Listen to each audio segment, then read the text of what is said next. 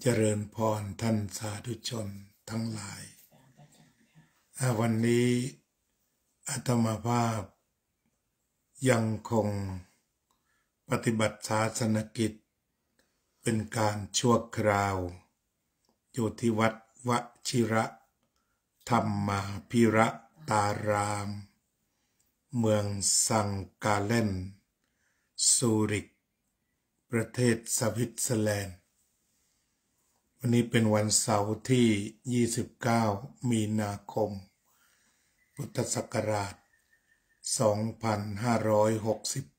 2568ก็มีญาติโยมมาร่วมเลี้ยงภัตตาหารเพล3 ท่าน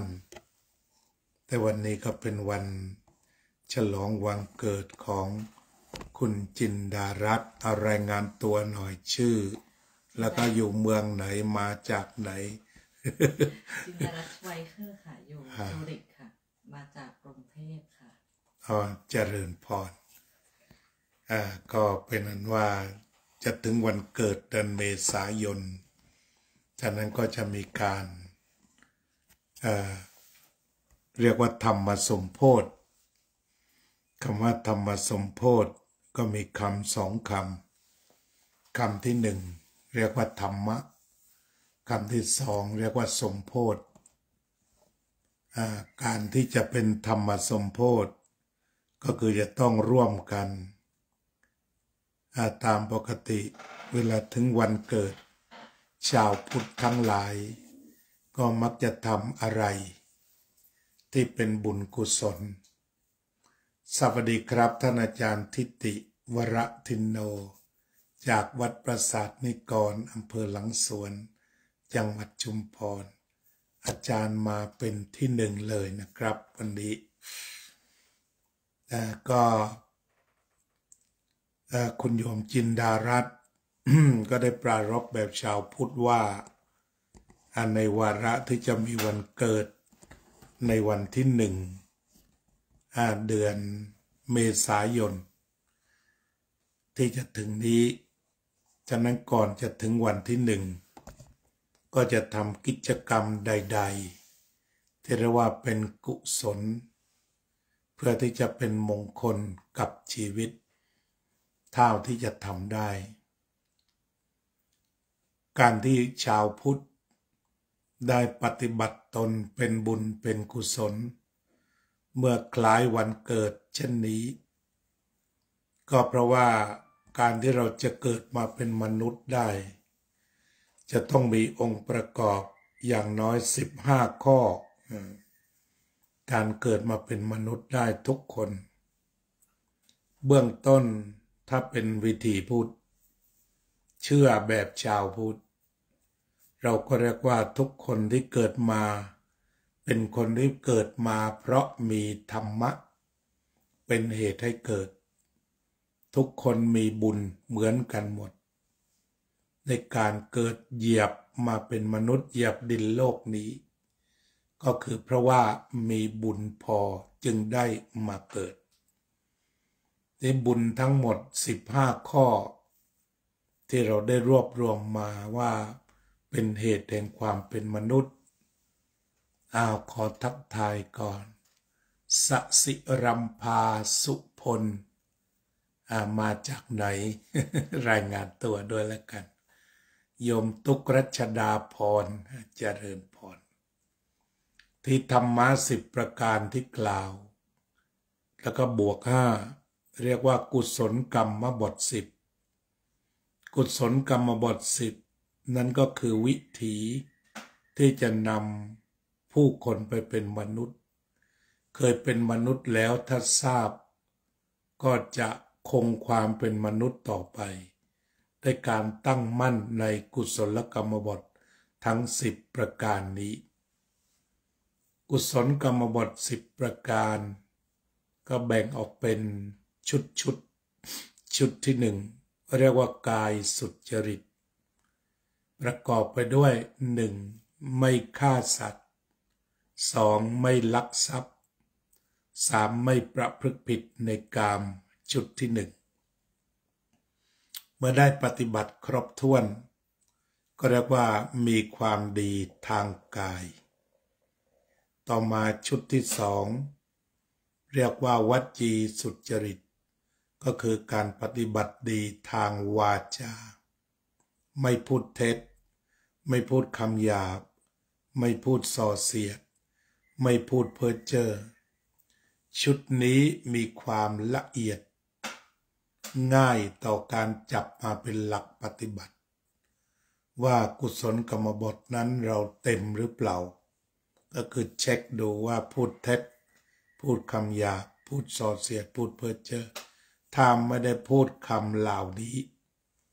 ก็เรียกว่าตั้งอยู่ในการปฏิบัติธรรมไม่พูดเท็จก็พูดตรงพูดจริงไม่พูดคำหยาบก็พูดวาจาไพเราะไม่พูดส่อเสียดก็พูดตรงพูดแต่เรื่องที่ไม่กระทบไม่พูดเพ้อเจ้อก็เอาแต่สาระ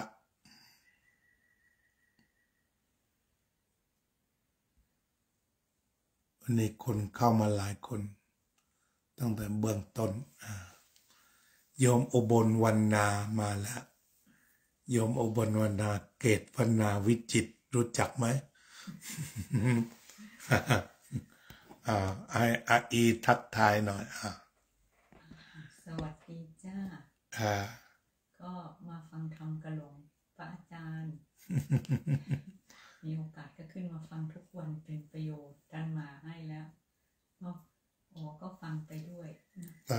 โยมอุบลวรรณาเกตวรรณาวิจิตรจากอำเภอหลังสวนเช่นเดียวกันทีนี้บางคราวการพูดไพเราะจนบางคนพูดติดเป็นนิสัยก็ถือว่าเขาปฏิบัติธรรมอย่าถือว่าดัดจริตเวลาเห็นเขาใครพูดเพราะเนี่ยถือว่ากำลังปฏิบัติกุศลกรรมบทโยมอุบลวรรณาโยมประพันธ์วงพาณิชย์นี่ประเทศไทยก็ยังเช้า แต่ว่าเอาละก็เข้ามาฟังกันโยมประพันธ์จากพังงาทีนี้ต่อมาก็การไม่โลภอยากได้ของเขาไม่พยาบาทคิดปองร้ายเขาไม่เห็นผิดจากทำนองคลองธรรมอันนี้ก็ถือว่าเป็นมโนสุจริตกายสุจริตวจีสุจริตมโนสุจริตก็ล้วนมาจากมโนหรือใจไม่โลภอยากได้ของเขาไม่พยาบาทคิดปองร้ายเขา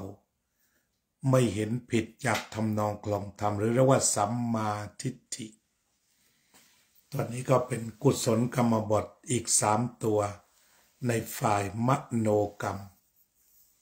งั้นชีวิตของมนุษย์ก็มี3อย่างกายกรรมวจีกรรมมโนกรรมการปฏิบัติธรรมก็มี3อย่าง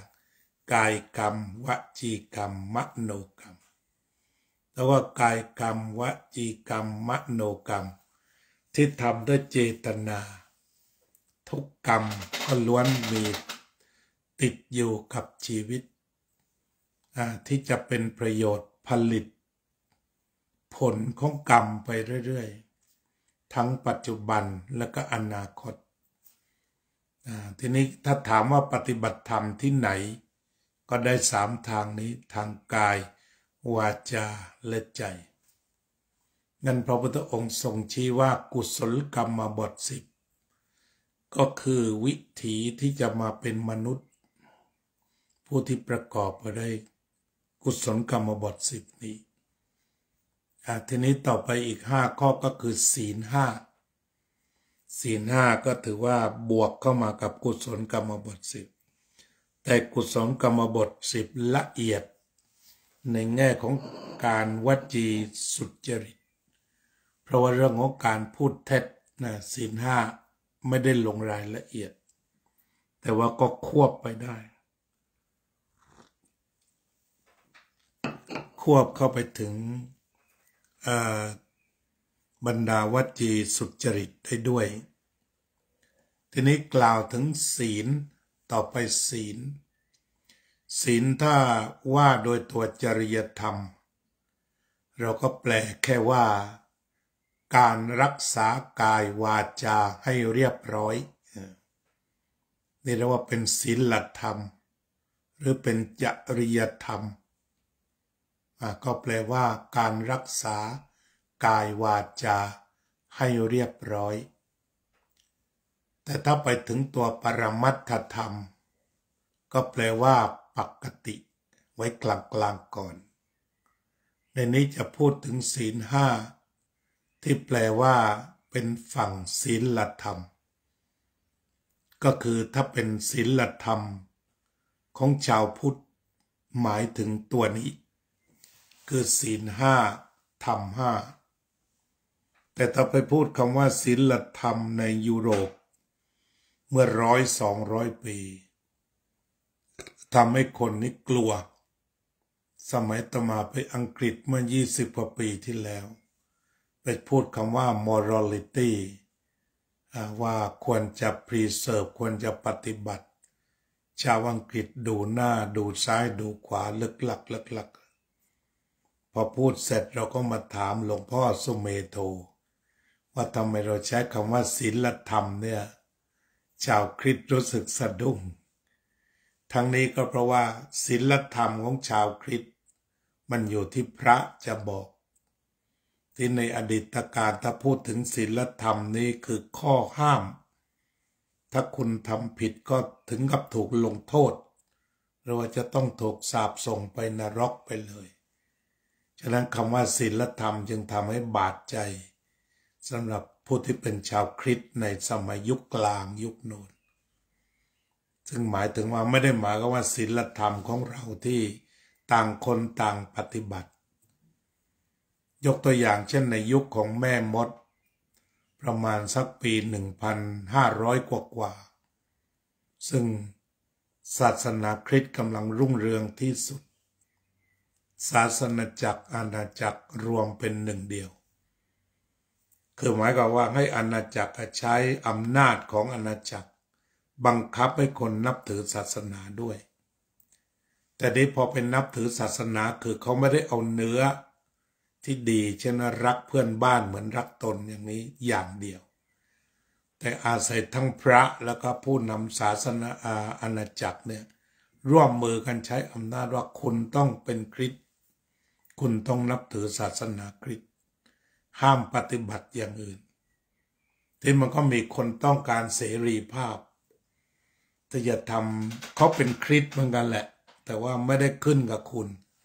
คือไม่ขึ้นกับพระหรือว่าพรีสต์ของแต่ละโบสถ์อยากจะเป็นอิสระก็เลยพวกนี้จะถูกจับแล้วก็ส่งฟ้องแล้วผู้ภาษาก็บางทีตัดสินแขวนคอบ้างเผาบ้าง จำนวนมากฉะนั้นคำว่าแม่มดที่เกิดขึ้นทางฝั่งโลกตะวันตกสมัยนั้นก็คือผู้ที่ไม่ได้อยู่ในอำนาจของโบสถ์ที่จะควบคุมว่าไม่ใช่เขาไม่มีศาสนาก็จะมีอย่างดีด้วยซ้ำไปจนสุดท้ายมันก็อยู่ไม่ได้ก็เกิดโปรเตสแตนต์ขึ้นมาที่ประกาศเป็นอิสระจากสถาบันโบสถ์แล้วก็ในที่สุดก็ไปเกิดประเทศอเมริกาจุดประสงค์ก็เพื่อที่จะได้มีศาสนาที่บริสุทธิ์ฉะนั้นนิกายแรกที่ไปจากอังกฤษก็เรียก Puritan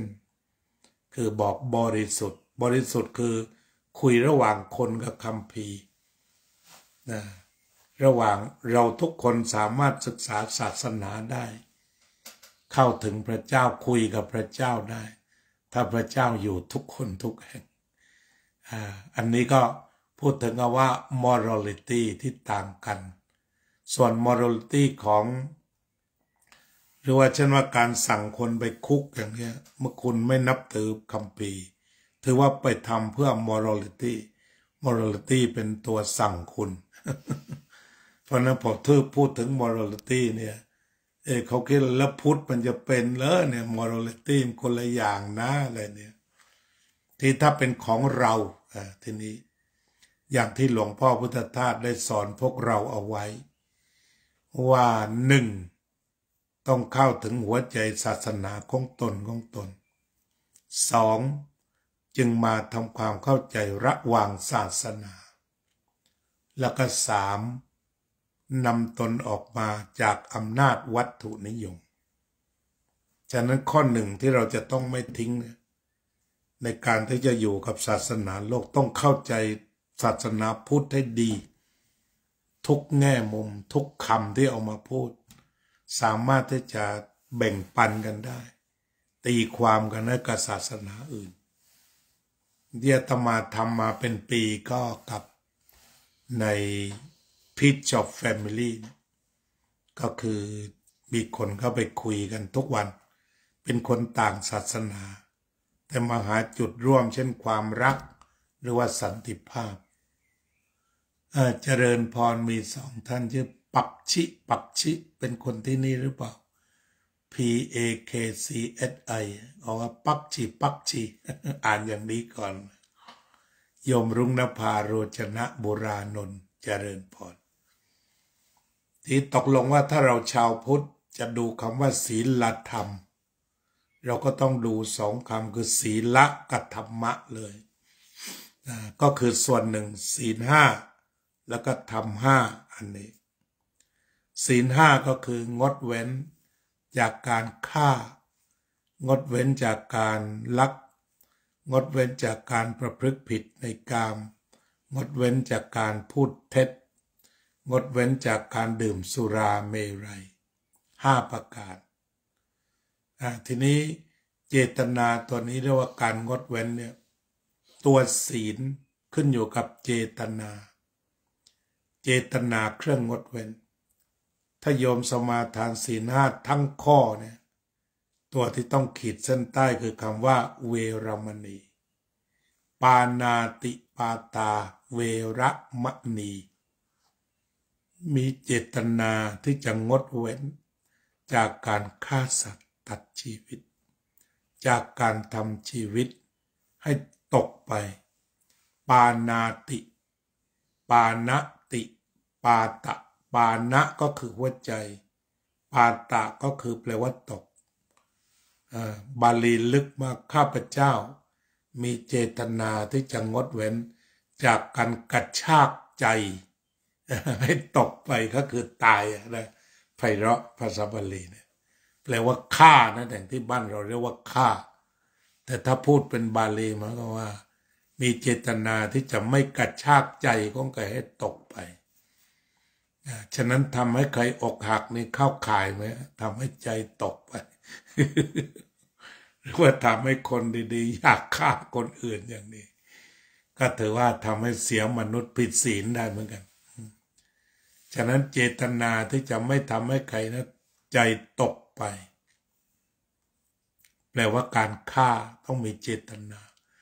สวัสดีครับอาจารย์สง่าชัยวงศ์สวัสดีครับสบายดีนะครับอากาศเป็นไงบ้างครับตอนนี้เชียงใหม่บ้านเฮาท่านเป็นเจ้าวาดวัดผาลาดเคยได้ยินไหมถ้าใครไปเชียงใหม่สวยมากมีน้ำตกมีไม้ไผ่เยอะแยะฉะนั้นตัวศีลอยู่ที่คำว่าเวรมณีคือมีเจตนาที่จะงดเว้นจากการฆ่าเจตนาที่จะเว้นจากการลักการประพฤติผิดในการพูดเท็จและดื่มสุราเมรัยนั่นเรามาดูตัวศีลก่อนคืองดเว้นจากพวกนี้คือไม่ทำซะส่วนหนึ่งที่ต่อไปมาทำอะไรทำให้ฆ่าเนี่ยทำอะไรทำให้ฆ่าก็ต้องเมตตากรุณาคือทำแล้วเริ่มทำแล้ว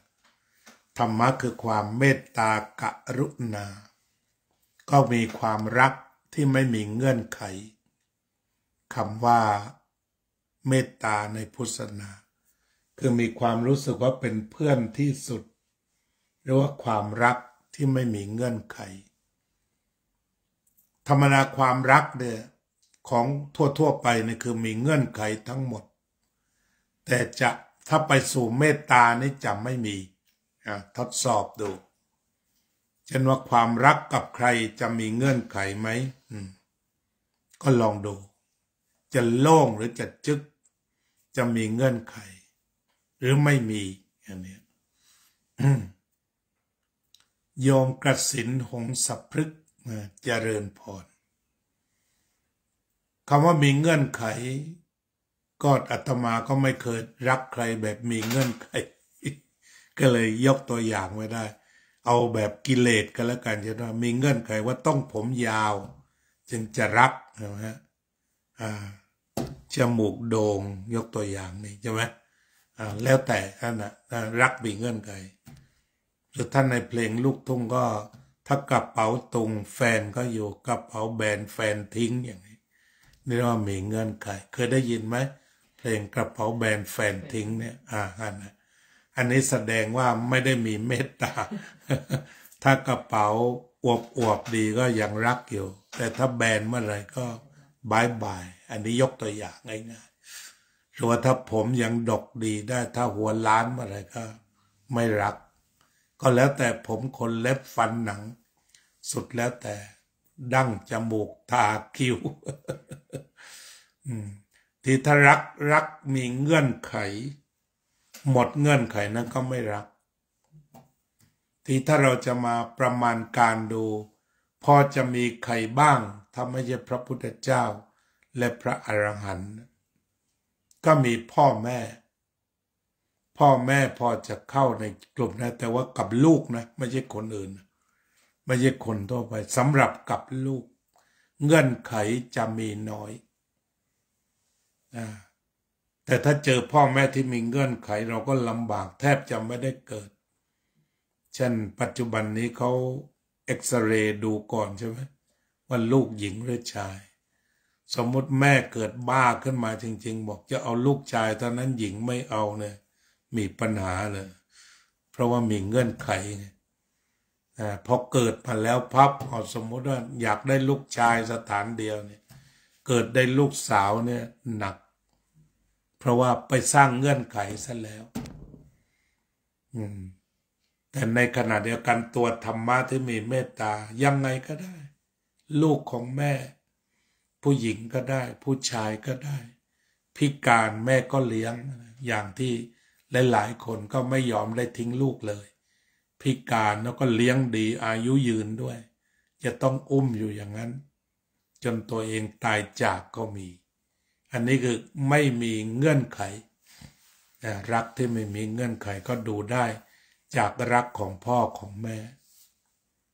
ปัจจุบันนี้ต้องมาบางคนกันแล้วกันเพราะว่าถ้าบางคนธรรมะเสื่อมหน่อยก็พาลูกไปเที่ยวทิ้งอะไรบ้างไม่นับละหรือว่าการทำแท้งที่ระบาดกันไปทั่วตอนนี้ก็คือธรรมะมันหายไปมันเกิดขึ้นขณะใคร่เป็นความรักชนิดหนึ่งเรียกว่า lust ไม่ใช่ love ความรักที่เป็น lust นี่มันก็อันตรายยังไม่เป็นที่วางใจแต่ถ้ามันเป็น love วางใจได้ love มันก็มาจากคำว่า listening ฟังเสียง O opening เปิดหัวใจ V ก็ voice พูดเพราะๆในอเมริกาเรียกว่าหันนี้ที่นี่เรียกอย่างนั้นไหมชัดสิแปลว่าที่รักเหมือนกันที่รักชัดสิอาตมา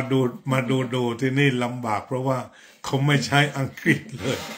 พยายามเดินดูสถานที่ใหญ่น่าจะมีอังกฤษปนบ้างไงไม่มีมันต้องเริ่มชีวิตใหม่เลยนะถ้ามาอยู่แถวนี้เนี่ยจะต้องเรียนหนังสือสักเป็นพันศัพท์ต้องท่องศัพท์ต้องเขียนเป็นไฟล์แลบจึงได้เป็นอะไรนะความรักกับเราชัดซี่ใช่ไหมแปลว่าที่รักชัดซี่เหมือนฮันนี่เหมือนดาร์ลิงชัดแปลว่าของมีค่าชัดซี่ว่าของมีค่าเล็กๆมันเรียกว่ามันทางยุโรปเนี่ยเขามีปัญญากันเยอะก็เลยมีหลายภาษาอาตมาเคยขนาดไปเครื่องบินจีนมาก็มีภาษาไทยภาษาจีนภาษาอังกฤษอันนี้มีเป็น10 ภาษาเลยเข้ามานั่งของตุรกีภาพยนตร์เรื่องหนึ่งมี10 กว่าภาษาแล้วนะภาษาอะไรต่ออะไรซอกซ้อนเยอะแยะไปหมดเลย เราถือว่าไกลไหมกับตุรกีประเทศสวิตเซอร์แลนด์เนี่ยไม่ไกลเหมือนกันนะใช่ก็ไปเที่ยวกันบ้างไหมโดยทั่วๆไปไปนะคะน่าอากาศที่นู่นจะดีกว่าที่นี่อ๋อสมมติที่นี่หนาวแล้วตุรกีก็จะเริ่มอุ่นแล้วก็ไปช่วงฤดูเขาว่ามันไปติดเอเชียด้วยเหรอที่ว่ามันเป็นจุดสำคัญตัวเป็นประเทศที่อยู่ครึ่งนึงอยู่เอเชียครึ่งนึงอยู่ยุโรปเป็นประเทศที่อยู่ทั้งสองทวีปอ๋อนั่นสิเขาว่าเป็นประเทศพิเศษใช่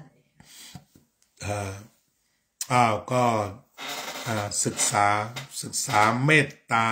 นั้นเมตตานี่สำคัญคือนอกจากพระสัมมาสัมพุทธเจ้าแล้วเนี่ยแม่เนี่ยจะเป็นตัวอย่างพอดีมีชาวตะวันตกเขาสนใจมากเวลาได้ไลลามะไปที่ไหนเนี่ยเขาก็จะนิยมตีตั๋วเขาฟังไดลามะไปพูดให้เป็นปัจจัยเลยแหละหัวละ75 เหรียญอะไรนี่ก็ไปฟังท่านที่มันมีวันหนึ่งก็มีทางอเมริกาเนี่ยก็ถามว่าแล้วนอกจากที่ท่านเป็นผู้มีเมตตาเราจะเรียนจากที่ไหนเมตตาเนี่ยท่านก็เล่าไงว่าเรียนจากแม่นี่เป็นบทเรียนแห่งความเมตตาท่านเรียนจากแม่ทั้งหมดและท่านก็เล่าให้ฟังว่าตอนเด็กๆที่ท่านอยากจะขี่ช้างแต่ว่าไม่ได้ขี่ก็ใช้แม่นี่เป็นช้างโดยจับหู ขึ้นถึงกับจับหูเลยคือเป็นความรักที่ไม่มีพรมแดนไม่มีพรมแดนคือไม่มีสัญญาจ้างที่ expire ความรักของแม่เนี่ยเป็นสัญญาที่ไม่มีว่า expire วันไหนยานี่ยังมี expire แต่ว่าถ้าเป็นความรักเนี่ยไม่ได้บอกว่าอายุเท่าไหร่เราจะหยุดรักกันแต่ท่านก็ยังจะดูแลต่อไปแม้โลกตะวันตกทั้งที่นี่และอเมริกานี่จะพูดว่าลูก18แล้วจะถือว่าบรรลุนิติภาวะแต่ความจริงแล้วไม่ได้ตัดขาดไปจากความรักที่พ่อแม่มีต่อลูกตั้งแต่18 19 20มีแต่ว่ามันก็มีพรหมวิหารมารองรับในแต่ละวัยเมตตากรุณามุทิตาอุเบกขาฉะนั้นเวลาลูกสบายลูกเก่งลูกทำงานก็อยู่ในอุเบกขาธรรมคือยังมีสติสัมปชัญญะพร้อมที่จะช่วยลูกทีนี้ความพระพุทธเจ้าสอนวิธีการคิดเกี่ยวกับคำว่าเมตตาเนี่ยให้เปรียบเทียบมีเทียบอยู่เหมือนกันการแสดงความเมตตาต่อสัตว์ทั้งหลายคือพระพุทธเจ้าตรัสว่าอย่างนี้เหมือนแม่ซึ่งมีลูกอยู่คนเดียวรักขนาดไหนก็ให้แผ่เมตตาไปเท่านั้นกับสัตว์ทั้งหลายเทียบเท่ากันนั้นเหมือนแม่มีลูกอยู่คนเดียวแล้วก็เอาพลังรักตัวนี้เท่ากับรักสัตว์ทั้งหลายก็เท่ากับว่าเมตตาก็ลองชั่งตวงวัดดูว่าประมาณเท่าไหร่ลูกคนเดียวจะรักขนาดไหนทีนี้ก็โยงไปถึงความเมตตาขององค์สมเด็จพระสัมมาสัมพุทธเจ้า ถ้าเราเป็นชาวพุทธเราก็ได้พบว่าพระเทวทัตเนี่ยชอบตามล่าพระพุทธเจ้ามากเช่นท่านสั่งให้คนแม่นธนูไปตามยิงพระพุทธเจ้าแต่คนแม่นธนูเมื่อเห็นพระพุทธเจ้าก็วางธนูลงมาถวายความเคารพแก่พระองค์แล้วก็หยุดยุติการฆ่าต่อจากนั้นก็พระองค์คุลิมานพระองค์ก็เอาอยู่ช้างนาลาคีรีซึ่งเป็นช้างตกมันก็เอาอยู่แล้วก็พระเทวทัตเองก็กลิ้งหินทับพระองค์แต่หลบได้ทีนี้อยู่มาวันหนึ่งพระได้ถามว่าการที่พระองค์เนี่ยถูกทำร้ายมากขนาดนี้รู้สึกยังไงกับศัตรูทั้งหลายท่านก็ตอบเพราะว่า เรารักราหุลซึ่งเป็นบุตรคนเดียวฉันใดเราก็รักบรรดาศัตรูทั้งหลายฉันนั้นตกลงว่าไม่ได้เกลียดใครเลยคนที่จะมาทำร้ายถึงถ้าพูดถึงขนาดนี้เคยมีการประชุมใหญ่ของศาสนาโลกที่ประเทศอังกฤษสมัยนั้นมหาตมะคันธียังมีชีวิตและร่วมประชุมด้วยที่ก็มีการพูดถึงว่าความรักของใครขนาดไหนชาวคริสต์ก็บอกว่าชาวคริสต์จะรักศัตรูทุกคนคริสต์ที่ดีจะต้องรักศัตรูทุกคนก็เรียกว่าคนดีๆก็ไม่นับละรักไม่เหลือแล้วยังรวมไปถึงศัตรูด้วยมหาตมะคันธีพูดเป็นคนสุดท้ายบอกสงสัยข้าพเจ้าคงเป็นคริสต์ไม่ได้แล้วเขาก็งงไปหมดที่ประชุมเพราะว่าข้าพเจ้าไม่มีศัตรูเลยสักคนในโลกนี้ มีแต่มิตรทั้งนั้น เรียกว่ามาเหนือไหมหยงว่ามาเหนือไหมเข้าใจไหมไม่เห็นใครเป็นศัตรูเลยครับมีแต่มิตรลูกเดียวอ้าวโยมนุ่นมาแล้วดูอีซะหน่อยอีน้องนุ่นมาแล้วสวัสดีค่ะทักทายสวัสดีค่ะนุ่น ฟังธรรมด้วยกันนะคะฟังธรรมกลายนอนแล้วป่านนี้ ตอนนี้โยมนุ่นนี่ทำงานมากดูแลลูกสาวรู้สึกจะเป็น100มั้งที่วัดขันเงินเด็กน้อยเข้าไปปฏิบัติธรรมสุดยอดมากเลยเนี่ยโยมก็ต้องหาข้าวหาน้ำปานะให้ลูก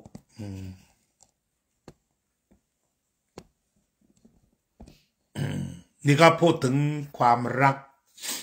แล้วก็ดาไลลามะที่ว่ามีชื่อเสียงในเรื่องของความรักที่ไร้เงื่อนไขมันมีเหตุเดียวที่ทำให้ดาไลลามะสอนเรื่องความรักแล้วคนเชื่อคนอื่นก็ยังไม่ค่อยเชื่อเท่าเชื่อดาไลลามะแต่จะเชื่อดาไลลามะคนทั้งยุโรปเนี่ยท่านเคยเข้าไปในของทุกสภาอเมริกาเคยเข้าสภาคองเกรสที่เหตุสำคัญที่เป็นทำให้คนนับถือว่าท่านจริงคือมีคราวหนึ่งช่วงเหมาเจ๋อตุง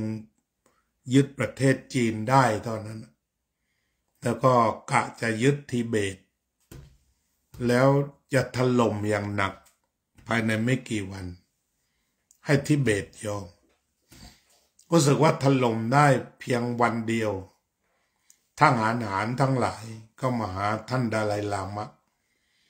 แล้วก็ปฏิญาณว่าเราจะสู้จนตายกันหมดจะสู้กับจีนเพื่อให้ปกป้องทิเบตเอาไว้เพื่อพระองค์ด้วยนี่คำนี้คือคำนี้ที่ทำได้จริงแล้วก็เป็นจริง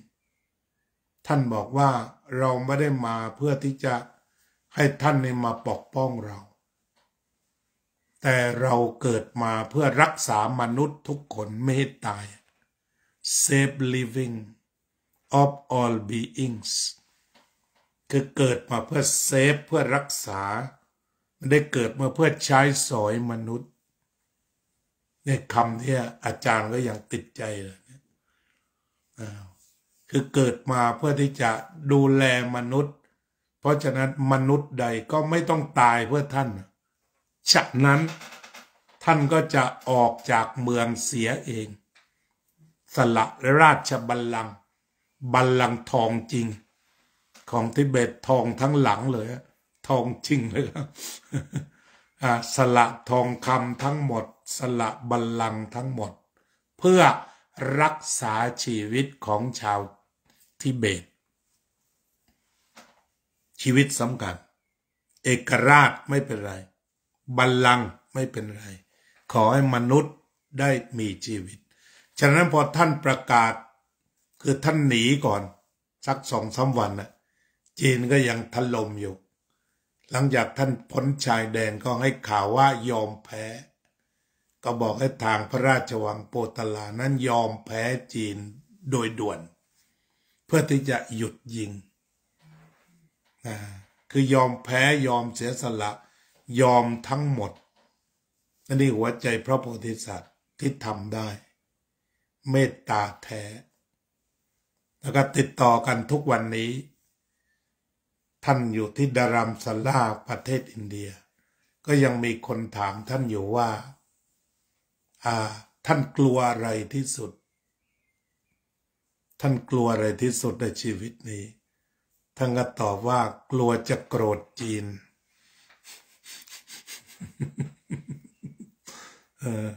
สิ่งที่กลัวมากทุกวันนี้ไม่ใช่กลัวเรื่องกลัวว่าหัวใจมันจะแวบไปโกรธจีนเพราะจีนมันทรมานชาวทิเบตเยอะเหมือนกันทีนี้ปัจจุบันนี้มันก็ต้องเป็นระดับดาไลลามะจึงทำได้แต่ถ้าเป็นคนธรรมดาอย่างเซเลสกี้นี่เขาทำไม่ได้ถ้า3 วันเซเลสกี้ยอมแพ้เนี่ยมันก็มีผลเหมือนดาไลลามะเนี่ยแต่เพียง3 วันที่ท่านลงบอกยอมแล้วยกประเทศทั้งหมดให้ก็จะเหลือคนไม่ตายอยู่แต่ว่าเนื่องจากอวิชชาของมนุษย์โดยทั่วไปไม่กล้าที่จะตัดสินใจอย่างนั้นอยู่ด้วยกิเลสตัวหนึ่งคือมานะคือยังไงก็ชาวยูเครนต้องสู้ถึงที่สุดมานะนี่คือตัวเดียวกับศักดิ์ศรีป่ะมานะเนี่ยแต่ว่ากว่าเราจะหลุดต้องเกือบอรหันต์ไปแล้ว3 ตัวสุดท้ายมานะอุทธัจจะอวิชชาเพราะฉะนั้นตัวมานะ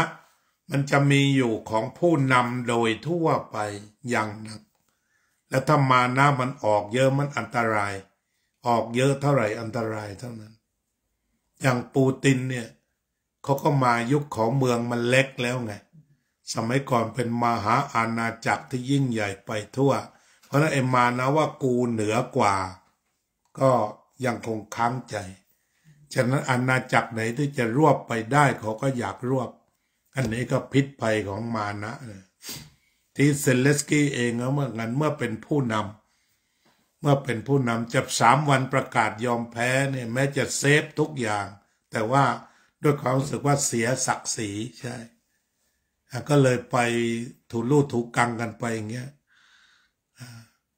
แล้วก็เรื่องนี่ก็คือเรื่องของความเทียบว่าถ้ามันมีมหากรุณาจริงมาแต่สันดานน่ะมันจะยอมเสียหน้าเสียตาแต่เพื่อรักษามนุษย์อย่างท่านดาไลลามะแล้วก็ยังคงรักษาใจต่อว่ากลัวจะโกรธจีนความกลัวนี้มีเยอะว่ากลัววันหนึ่งใจมันสะกดไม่ได้อันนี้ถ้าเรียนเมตตาอาตมาก็ประทับใจตรงนี้ว่ามันสุดยอดฉะนั้นในชั้นเรานี่ลองฝึกดูอะไรที่จะยอมเสียสละได้เพื่อผู้อื่นเนี่ยของเราไม่ได้มีเรื่องที่ยิ่งใหญ่อะไรมากกว่านั้นแค่เดินรักผู้อื่นง่ายๆโดยทั่วไป ก็เหลือเฟือแล้วของเราเนี่ยมันเบาบางที่สุดเลยชีวิตที่จะรักที่จะให้อภัยอะไรต่อกันมันอีซี่มากไม่ได้ใหญ่โตเหมือนกับท่านดาไลลามะที่ท่านได้ทำได้ก็บอกว่ายากไงทำยากมากกดไอตัวอยู่กับมันมานานเพราะโยมไม่เหมือนดาไลลามะกลัวเพราะมันยังไม่ได้มาแต่ของเรามันเป็นเพื่อนมันเป็นเพื่อนสนิทมันอยู่ในไม่รู้กี่ภพกี่ชาติมันตามติดมาใช่ทำไปสนองมันหน่อยก็นั่นมันเพื่อนรักมันสนองไม่อยากจะเอามันออกแต่มันออกยากเหลือเกินพระอาจารย์มันเป็นเพื่อนรักมันเกาะติดจนโอ้จะยังไงเนี่ยไม่รู้จะหลับตาก็แล้วลืมตาก็แล้วพระอาจารย์จ้าเนี่ยแต่ว่านี่คือหลักการดีๆของพุทธเป็นอย่างนั้นที่เรียกว่าความเมตตาก็ต้องฝึกอาศัยการฝึกอาตมาโดยส่วนตัวเหยียบเกียร์เร่งจริงจังตอน60แล้วเนี่ยถ้าพยายามฝึกน้ำก็หลุดไปบ้าง ปกเปกบ้างแต่ว่าในพยายามฝึกไว้รู้ไว้ ถอยได้ถอยยอมได้ยอมการยอมนี่สำคัญที่สุดพระอาจารย์ที่มันไปก่อนแล้วก็จะรู้นะมันเร่งมิดแล้วคันเร่งไปแล้วฝึกบ่อยๆมันจะรู้เร็วขึ้นป้าในการรู้เร็วขึ้นมันรู้เร็วแต่บางทีก็โหตัวเองว่าทำไมรู้ช้าจังสมัยก่อนเนี่ยเป็นคนที่ปากไวชอบด่าคนพอด่าแล้วเขาเสียใจแต่เราสะใจใช่ไหมสงสารแต่นี้ไม่มาเป็นอาการอย่างนั้นอยู่หลายปีสงสารทีหลังแต่มันไม่ยอมตรงต่อหน้าเนี่ยกันนั่นอย่างเงี้ยมันเนี่ยมันเป็นเคยมีคราวหนึ่งตอนนั้นอายุก็ประมาณ23 24พลังกำลังเหลือเฟือจบปริญญาตรีใหม่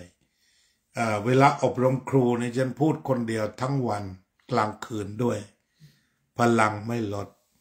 ที่มันได้ว่ามันมีอยู่วันหนึ่งเราก็พูดกันดีนะทุกอย่างมันลงตัวหมดอาจารย์พรยอมปูปลายฟ้าจากฟลอริดายอมลักษชัยมลอุ่นที่ก็มีครูอยู่คนหนึ่งก็แค่ว่าพูดอาจจะกวนนิดอย่างเงี้ยถามปัญหามาพูดกันดีเราก็พูดได้ดีเกือบจะฉันเพลแล้วล่ะตั้งแต่เช้านะพูดยกย่องครูจนมีกำลังใจครูคนนั้นก็พาหมากขึ้นมาว่าทำไมนี่ท่านพูดดีแต่ว่ามีแต่ข่าวพระร้ายคือเหมือนอยากจะชกหน้าพระนะมันก็พูดปากดีแต่ว่าดูข่าวหนังสือพิมพ์อย่างนั้นอย่างนี้ใช่ไหมครับฉันเองก็ปล่อยแกพูดโอ้ยแกด่าได้เป็นชุดเหมือนกันเป็นผอบางคราวรู้สึกว่าพระสอนเยอะอย่างนั้นนะก็อยากจะสอนพระบ้างเลยอย่างที่อาจารย์ฟังไปฟังมาตัวเองก็หลุดทีนี้สติขาดสันดานปากเร็วเราก็ออกไปก็บอกว่าในความเป็นจริงแล้วที่พระไม่ค่อยดีทุกวันนี้ไม่ใช่อาตมาแต่มันมาจากครูไงเพราะครูไม่ได้เรื่องมาแล้วครูไม่ได้เรื่องมาแล้วก็เลยได้พระมาแบบนี้เงียบเลยเพื่อนก็มองหน้าคือหมายความว่าโดนแล้วไงถ้าว่าภาษาโลกโดนแล้วที่พอโดนกันหมดทั้งหมดนะครูทั้งหมดนั่นเนี่ยมันกลายว่าความสุขมันหายไปในพริบตาแต่อาตมาก็ไม่ได้รู้สึกว่าปากไวแล้วก็ผลงานดีก็เสียใจว่าแกคงจะอายแทบจะกินข้าวเที่ยงกับเพื่อนไม่อร่อยคือเรื่องต่างๆมาได้เจอพระด่าจนได้อาตมาก็เสียใจไปแล้วยังจำฝังใจว่ายังไงเวลาเราถูกด่าถูกสบประมาทจะต้องนั่งฟังแล้วโดนเลยทนเอาอาจจะกดตรงนั้นไม่หมดอาจจะเจ็บไปตายรังก็ได้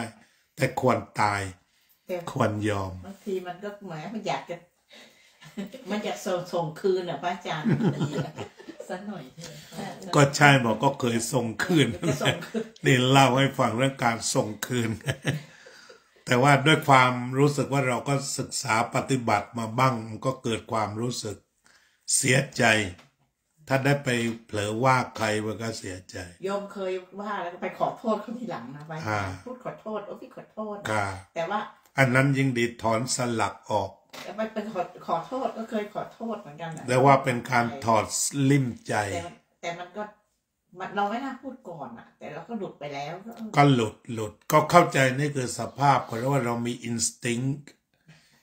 งก็คือสัญชาตญาณของเราฉะนั้นการปฏิบัติธรรมคือการพัฒนาสัญชาตญาณเพื่อที่จะไปสู่ปัญญาญาณก็พลาดบ้างก็ไม่เป็นไรก็เอาตัวพลาดมาคุยกันได้มีการรีวิวกันไปจะทำยังไงให้ตัวโกรธมันหลุดไปมั่งก็นี่ให้เมตตาเยอะๆก็เหมือนกับเรามีน้ำเนี่ยมีน้ำในแก้วเกลือใส่ไว้เนี่ยเดี๋ยวมันก็จะหายจืดเค็มถ้าน้ำเค็มก็ค่อยเอาน้ำใส่เข้าไปจางได้โยมจางฝึกเถอะเดี๋ยวจะเห็นได้ฝึก บางทีโมโหตัวเองคิดว่าเราทำไมมันวิบง่ายวิบหงายวิบหงายจังวิบตัวนี้ก็เราปฏิฆะก่อนไอ้โทสะนี่มันมีเป็นขั้นบันไดเริ่มจากปฏิฆะวิบมาภาษาใต้เราว่าวิบแปลว่าหงุดหงิดใส่เลยวีนหรืออะไรภาษาปัจจุบันวีนพอพูดมาถูกใจก็วิบจัดก่อนแล้วทั้งที่ไม่ได้ตั้งใจหรอกนะแต่ด้วยอารมณ์ด้วยอารมณ์แบบว่าเรามีของเก่าแบบนี้มันมาเยอะเรียกว่าอนุสัยนั่นแหละถึงปฏิฆะก็คือหงุดหงิดแล้วต่อไปโกฏะโตขึ้นโทสะนี่หนักแล้วพยาบาทเนี่ยฝังในจองเวรหลายภพหลายชาติไม่หมดฉะนั้นที่ว่าเวลาบรรลุอนาคามีที่โยมเคยเรียนมรรคผลเนี่ยต้องถอนปฏิฆานุสัยกับราคานุสัยออกคำว่าถอนรากที่ว่าพระอนาคามีมีสองอย่างราคานุสัยกับปฏิฆานุสัยสองอย่างแต่ว่ารวมแล้วก็ห้านั่นแหละสักยทิฏฐิวิจิกิจฉาศิลปตปรมาสแล้วก็ถอนปฏิฆานุสัยกับราคานุสัยก็คือรักกับชังนั่นแหละแต่ว่าปฏิฆาในตัวเล็กสุดแล้วก็ราคะก็คือเคยรักมาก่อนไม่ต้องฝึกมันรักเลยเกลียดก็ไม่ต้องฝึกไม่ต้องเข้าคอร์สว่าเกลียดให้หนักกว่าเดิมไม่ต้องมันเป็นมันเองเห็นหน้ารู้จักมันเกลียดได้ใช่ในเรียกว่าเกิดผิดระเบียบเกิดอนุสัยแต่ไอตัวนี้ก็ดีขึ้นเยอะแหละโยมดีขึ้นเยอะสมัยก่อนหูไม่ได้เลยมันก็ดีขึ้นแต่ว่ามันยังไม่ได้อย่างใจพระอาจารย์มันยังมันเราก็ยิ่งเราก็ยิ่งสั้นเข้าไม่ได้อย่างใจก็คือปฏิฆะอีกนะคือมันปฏิฆะนั่นเองชีวิตมันสั้นลงมันดีต่อได้ไม่ได้ลดตอนนั้นนะก็นี่ก็เดี๋ยวว่าแคบเดี๋ยวก็ลดเองก็เป็นว่าเหมือนที่พระพุทธเจ้าตรัสว่าเหมือนเกลือนะมันก็ไม่หมดเค็มแต่ทำยังไงเราจะเทน้ำลงไปเรื่อยๆเมตตาในรอบฝึกคิดฝึกปฏิบัติในเฉพาะหน้าเวลาเจอผู้คนเราก็ถึงเวลาจะต้องปฏิบัติระมัดระวังมีสติว่าเมตตาเขาไว้เมตตาเขาไว้ยังไงก็ฝึกถ้าพลาดรอบสองมันก็แก้อีกพลาดรอบสองแก้อีกพลาดได้แต่ว่าแก้อีกพระอาจารย์บางทีเราบอกจะเมตตาแต่ใจมันไม่ไปพระอาจารย์บางทีใจมันไม่ไปก็กลับมาฝึกใหม่อีก ไม่ไปไม่เป็นไรกลับมาเอาใหม่อีกต้องฝึกนี่ศีลธรรมเพราะนั้นศีละนี่งดเว้นแต่ธรรมนี่ธรรมเช่นเมตตาเนี่ยต้องทำก็เล่าให้ฟังว่ามันมีอยู่จริงในโลกทั้งพระพุทธองค์แล้วก็ยกตัวอย่างคนที่ทำได้จริงเช่นดาไลลามะอย่างเงี้ยท่านก็เลยเป็นที่เคารพแท้จริงเหมือนสังฆราชโลกคือทุกคนมานึกก็ต้องนึกถึงท่านเพราะว่าตัวนี้คือตัวธงเมตตาแล้วก็ก็เป็นไปได้ถ้าชาวพุทธจะค้นหาตัวเองให้พบและหาเอกลักษณ์เช่นเมตตาเนี่ยน่าสนใจเรียกว่ามันเป็นการส่งออกคุณธรรมโลกส่งออกเลยทีเดียวนะถ้าเราจะถือเมตตาธรรมค้ำจุนโลกแล้วอย่างหนึ่งถ้าเรามีธรรมะตัวนี้พูดกับใครก็ได้ในโลกนี้มนุษย์หน้าไหนก็ได้ล้วนรับเมตตาได้หมดแต่ขอให้พลังมันมีจริง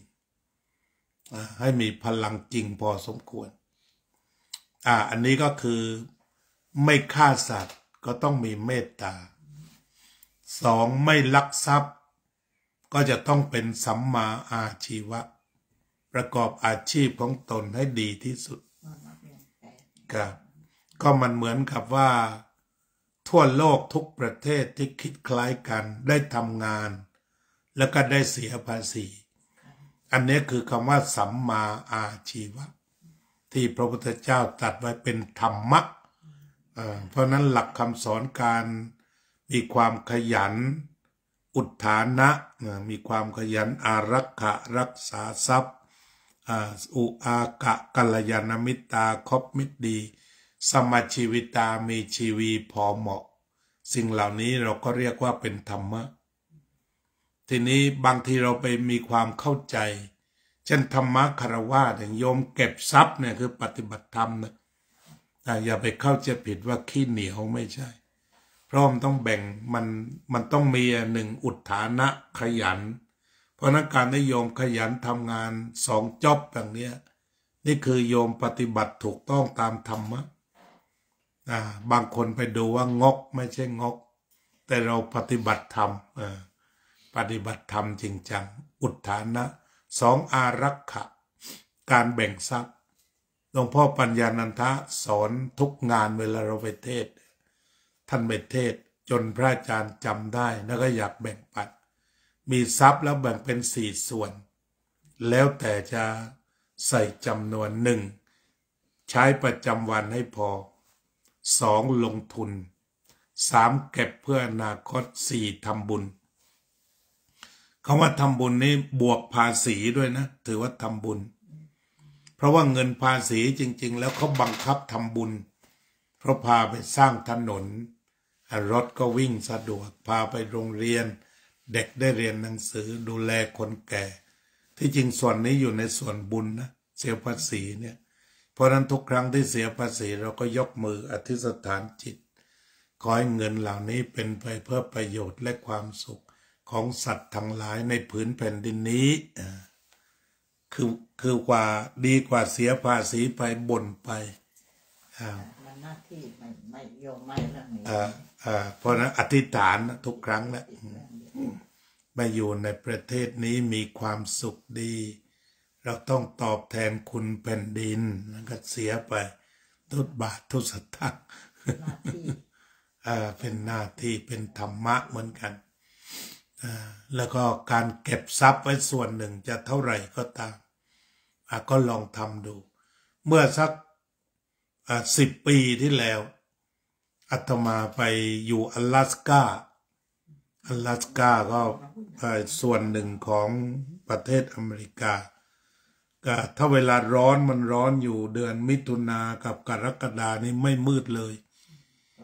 แล้วก็พอจะมืดได้กันยาก็จะมาตะวันขึ้น11 โมงแล้วก็ตะวันลงบ่าย2 โมงเดี๋ยวของจริงเลยงั้นที่โยมก็ถามว่าจะทำยังไงชีวิตทุกคนก็ทำงานหมดอาจารย์เคยพูดเอาไว้ว่าพูดตามความรู้ตัวแบบว่าให้เก็บทองคำไว้เมื่อ10 กว่าปีที่แล้วสมัย 8,000 บาทบอกว่าโยมเก็บไปเลยเก็บไว้ไม่มีตกเชื่อเถอะถ้าพอมีตังก็สะสมได้บาทซื้อไปก็หลายคนที่เก็บไว้ตั้งแต่ยุคนั้นบอกเข้าท่าดีตอนนี้มันขึ้นนะดูเดี๋ยวนี้40,000 กว่า40,000 กว่าทุกวันเลยตอนนี้ทุกวันประกาศว่าเนี่ยall time high ทองเนี่ยที่หลวงพ่อปัญญาสอนลงทุนนะก็แล้วแต่ลงทุนอะไรที่มันมั่นคงอะไรที่เรียกว่ามันมั่นคงก็สุดแล้วแต่ตัวความรู้หรือเซนส์ของเราที่ไม่ต้องขาดทุนก็มีส่วนหนึ่งการทำอย่างนี้ก็ถือว่าปฏิบัติธรรมของคารวาสธรรมที่พระพุทธเจ้าสอนเกี่ยวกับเรื่องของสมชีวิตาโยมวิโรธเอมนิยมเจริญพรโยมรัชพลพิทยภาคาเจริญพรทุกท่านทีนี้ข้อ 3ไม่ประพฤติผิดในกามแล้วก็มีว่าสัทธาระสันโดษก็คือถ้าแปลตรงตัวพระพุทธเจ้าท่านสอนผู้ชายมากในก้อนนี้สัทธาระสันโดษแปลว่ามีความยินดีในภรรยาของตนเอง แสดงว่าธรรมะข้อนี้จะไปสอนผู้ชายเยอะขณะเดียวกันก็ผู้หญิงก็อาจจะประยุกต์แทนก็ได้ยินดีในสามีของตนโลกมันเปลี่ยนนะใช่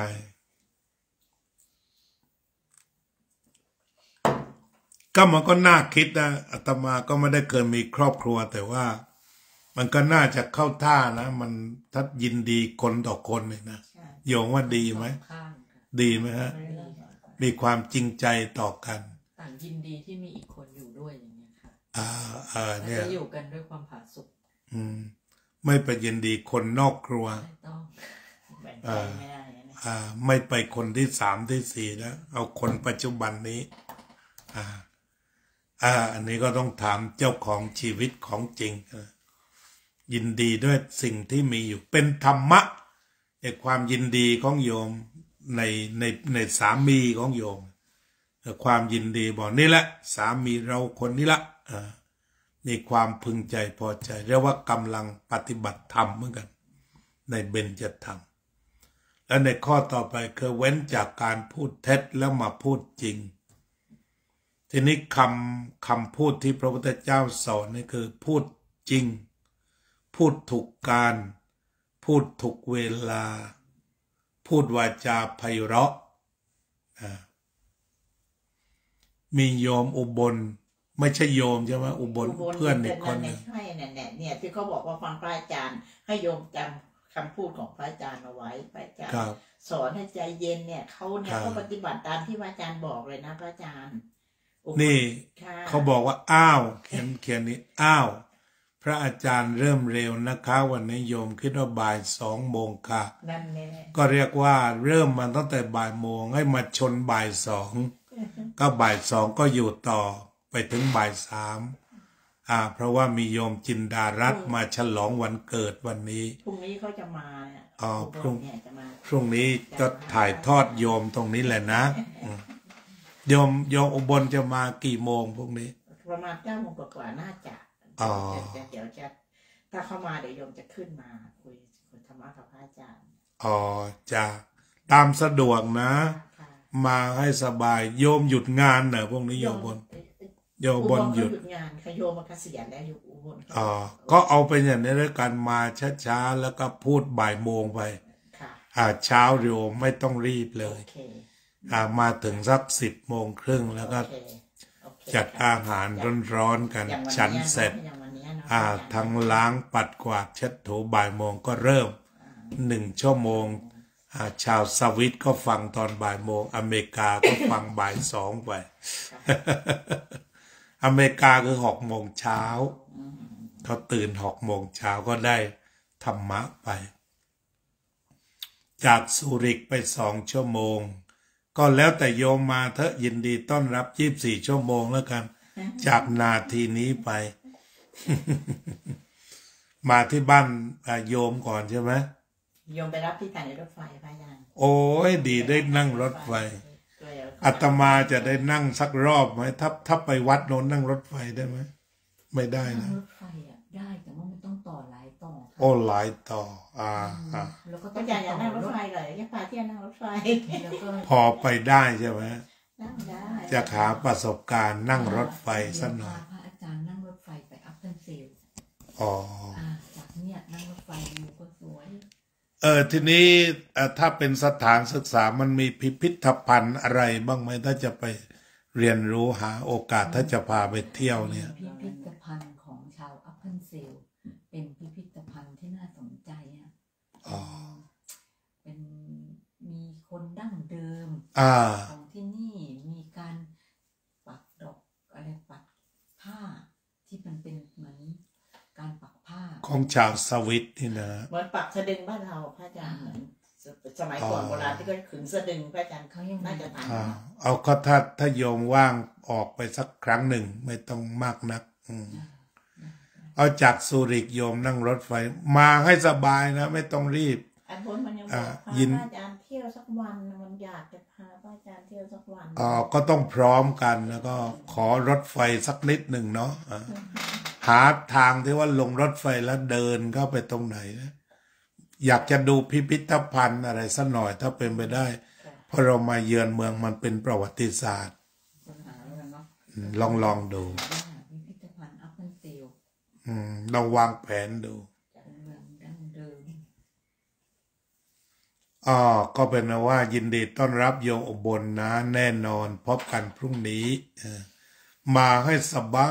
ยมาวัดก่อนมาเป็นสุขกำลังมาเป็นสุขมาแล้วเป็นสุข3 สุขกลับไปยังสุขอีก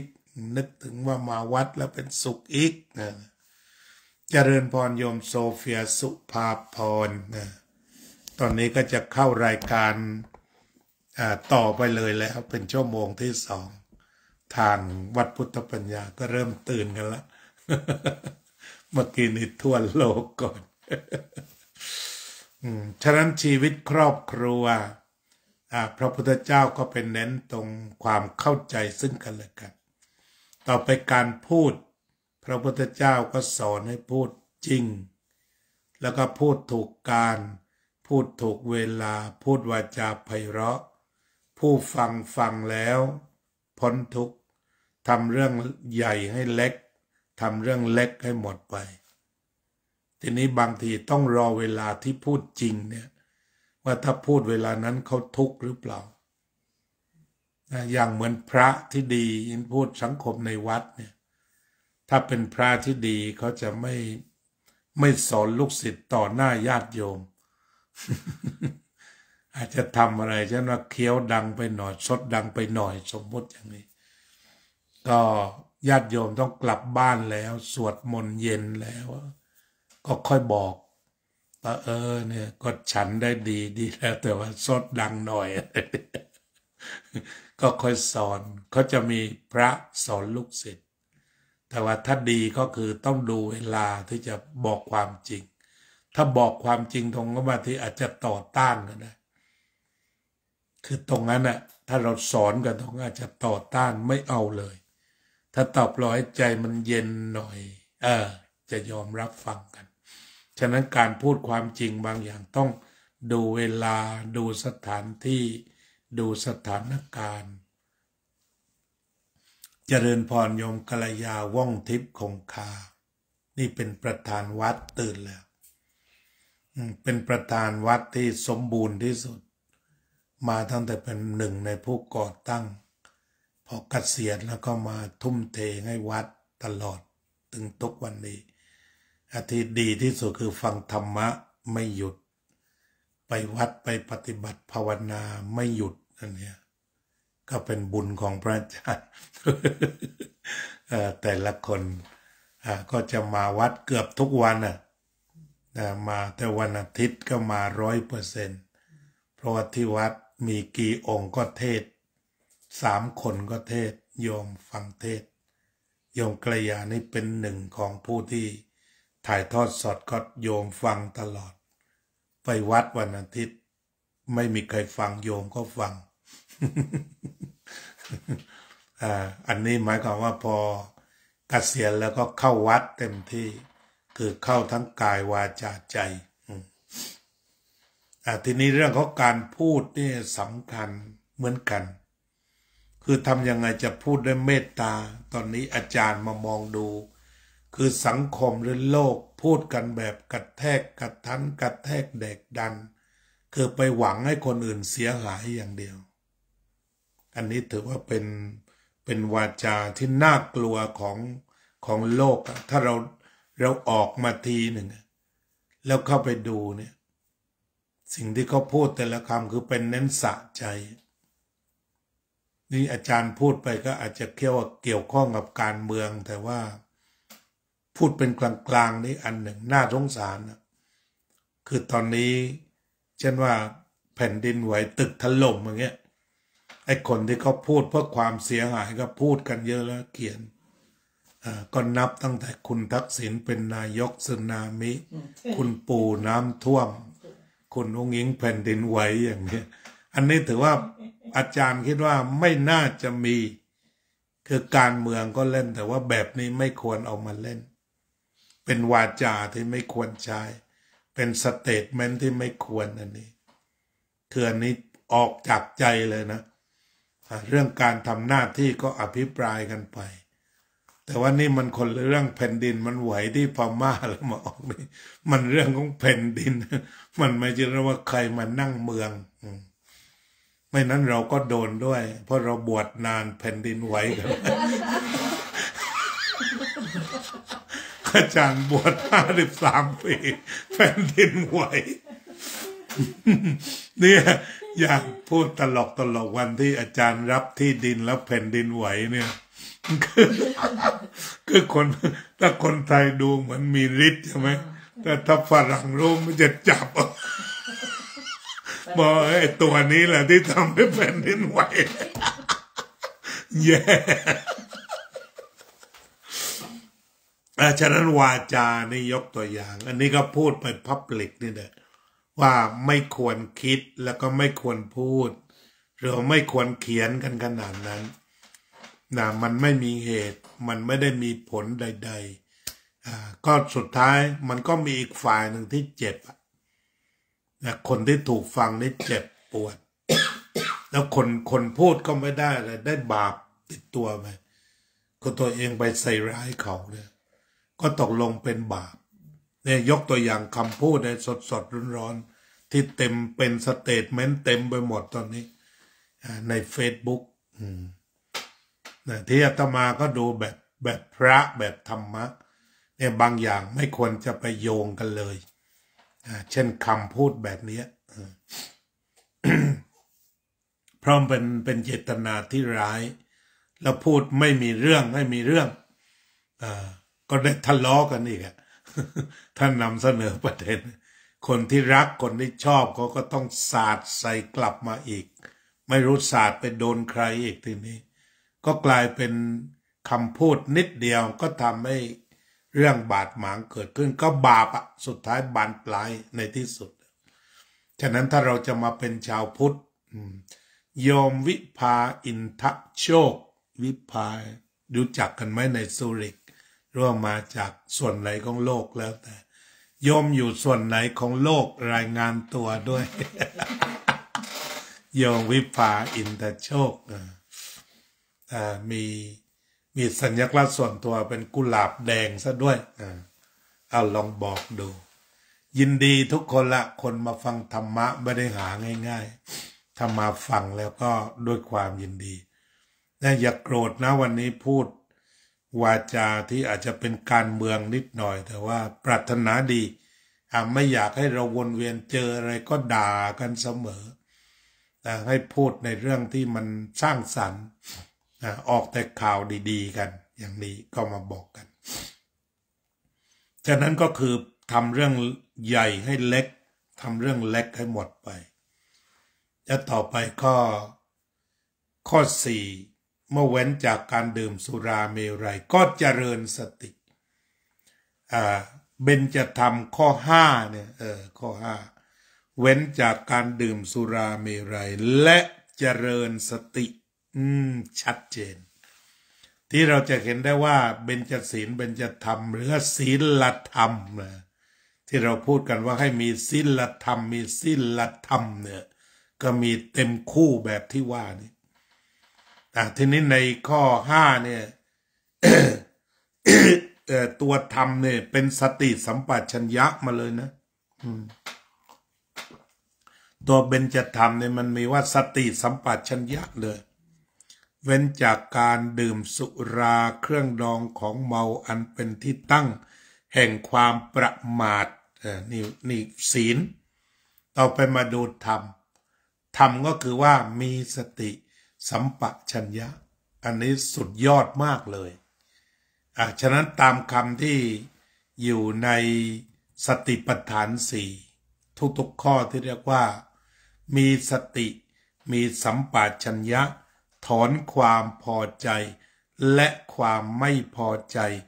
ในโลกออกเสียได้ฉะนั้นมีสติสัมปชัญญะสูงสุดเอาไว้ทำไมก็ไว้ถอนความพอใจความไม่พอใจในโลกออกเสียได้โยมสุพนิกาฉายาลักษณ์เจริญพรโยมเคยได้ยินเพลงวันนี้วันดีปีใหม่ไม่เคยเข้าหูไหมนี่นักร้องคนนี้เป็นผู้นักร้องวันนี้วันดีปีใหม่ท้องฟ้าผ่องใสจิตใจยิ้มให้กันถึงวันปีใหม่เคยได้เนี่ยโยมเข้ามาฟังธรรม อยู่ที่วัดก็จะเลี้ยงอาหารเช้าทุกวันอังคาร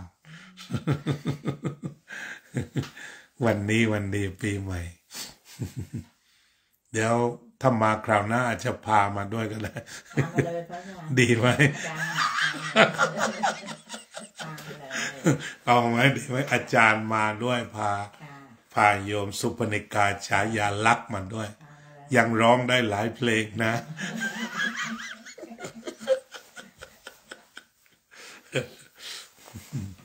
เป็นอเมริกันซิติเซนด้วยเข้าได้3 เดือนเหมือนกัน โยมเคนธนาเจริญพรนี่เข้ารายการธรรมทานจากวัดพุทธปัญญาเกิดว่าเข้าไปเลยสัมพันธ์ไปเลยวันนี้พูด2 ชั่วโมงทีนี้ก็สติสัมปชัญญะท่านเรียกว่าเป็นธรรมะมีอุปการะมากธรรมมีอุปการะมากคือสติสัมปชัญญะในเบื้องต้นทำเบื้องต้นเลยเวลาพระบวชเรียนนักธรรมตรีก็ข้อนี้เลยเปิดพัวธรรมะมีคุณูปการะมากสติความระลึกได้สัมปชัญญะความรู้ตัวเป็นเบญจธรรมข้อที่5เมื่อถือศีลก็ถือธรรมข้อนี้ที่นอกจากนั้นกลายเป็นว่าสติอื่นๆเช่นสติปัฏฐานอานาปานสติแล้วก็สติสัมโพชฌงค์ล้วนอยู่ในเครือของสติทั้งหมดฉะนั้นแม้เราจะเข้าถึงเบญจธรรมนี่ก็พอเลยในชีวิตที่พอเพียงแล้วก็ไต่ไปเรื่อยรากมันไปถึงนั้นก็ตามไปฉะนั้นพระพุทธเจ้าจึงยืนตรัสตรงนี้ว่าสติมัตโตสัทธาพัทธังผู้มีสติเป็นผู้เจริญทุกเมื่อผู้มีสติเป็นผู้เจริญทุกเมื่อนั่นก็คือเวลาโยมลงบันไดโดยเพราะบันไดวัดนี้ต้องเจริญสติอย่างแรงทั้งขึ้นและลงแต่เวลาขึ้นนี่เรียกว่าสาวขึ้นก็เรียกว่า ก็คือต้องยึดราวสาวราวขึ้นไป เวลาขึ้นก็จะสาวขึ้นเวลาลงก็ต้องบันไดแบบนี้เป็นเจริญสติต้องมีสติถ้าพลาดโอกาสตกมีเหมือนกัน เพราะฉะนั้นพระพุทธเจ้าตรัสว่าสติสัพพทาปัตติยาสติจำปรารถนาในที่ทั้งปวงแม้แต่เปิดไฟหุงข้าวแล้วก็ลืมปิดก็มีปัญหาทุกอย่างข้ามถนนก็จะต้องสติแล้วก็ข้ามช้าๆอาตมานี่เป็นคนที่เวลาจะข้ามถนนได้นานที่สุดบางคราวถ้ารถมาแปลกๆโบกให้ผ่านก่อนเพราะเป็นนักเดินคือไม่อยากจะให้พลาดบางคราวถ้าเรารีบข้ามนะเขาให้ไฟแล้วแต่ข้างหลังโอ้ยมันไม่ปฏิบัติมันเฉี่ยวหลังเราไปเหมือนกันฉะนั้นก็ต้องดูจนขาดปึ๊ดแล้วจึงจะเดินนี่ก็ใช้สติเหมือนกันเพราะนั้นพระพุทธเจ้าตรัสสติมัตโตสัทธาพัทธังผู้มีสติเป็นผู้เจริญทุกเมื่อก็คือหมายความว่ามีของอื่นอาจจะมีความเจริญแบบอื่นอาจจะมีผลข้างเคียงในเช่นบ้านเราก็เจริญจนมีตึกหลาย10 ชั้นแต่พอเกิดเหตุอย่างหนึ่งมันก็มีผลข้างเคียงมาอีกแต่ถ้าเจริญสติเนี่ยไม่มีผลข้างเคียงในเชิงลบแต่สติมัตโตสัทธาพัทธังผู้มีสติเป็นผู้เจริญทุกเมื่อสติสัพพัทธาปัตติยาสติจำปรารถนาในที่ทั้งปวงสติจำปรารถนาในที่ทั้งปวงก็คือที่ทั้งปวงเนี่ยจะต้องใช้สติก็รวบรวมได้หมดทีนี้สติเนี่ยว่ากันโดยทั่วไปก็จะทำงานใน3 จุดด้วยกัน เจริญพรโยมสมควรกตาธิการโยมพยาวเจนพันนัท3 จุดที่สำคัญของสติจุดที่1ป้องกันอุบัติเหตุอุบัติภัยถ้ามีสติทันอย่างเมื่อวานรู้สึกว่าที่ว่าคนสูญหายไปนี้กลับมาเท่าไหร่ละ60 หรือ 70 คนที่ว่าวิ่งหนีไปไกลแล้วกลับมาใหม่คนที่ติดตึกเนี่ยรู้สึกจะเหลือ33หรืออะไรตอนนี้ที่ว่าคงจะอยู่ใต้ซากตึกแต่ส่วนใหญ่ที่วิ่งไปแล้วก็มีอันนี้เรื่องที่น่ายินดีเยอะเลยทีเดียวเพราะฉะนั้นสติตัวนี้ป้องกันอุบัติเหตุอุบัติภัยพอรู้ว่าตึกจะถล่มเนี่ยเขาก็ใช้สติไปก่อนเลยเอาชีวิตไปรอดนี่คืออุบัติเหตุอุบัติภัย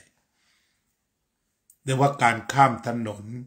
ป้องกันอุบัติเหตุอุบัติภัยหรือแม้แต่ทำอาหารถ้าพลาดโอกาสที่น้ำมันมันจะฉูดใส่เอาก็มีใช่ไหมฮะหรือว่าไปจับกระทะแบบขาดสติแต่โอกาสที่มือพองก็มี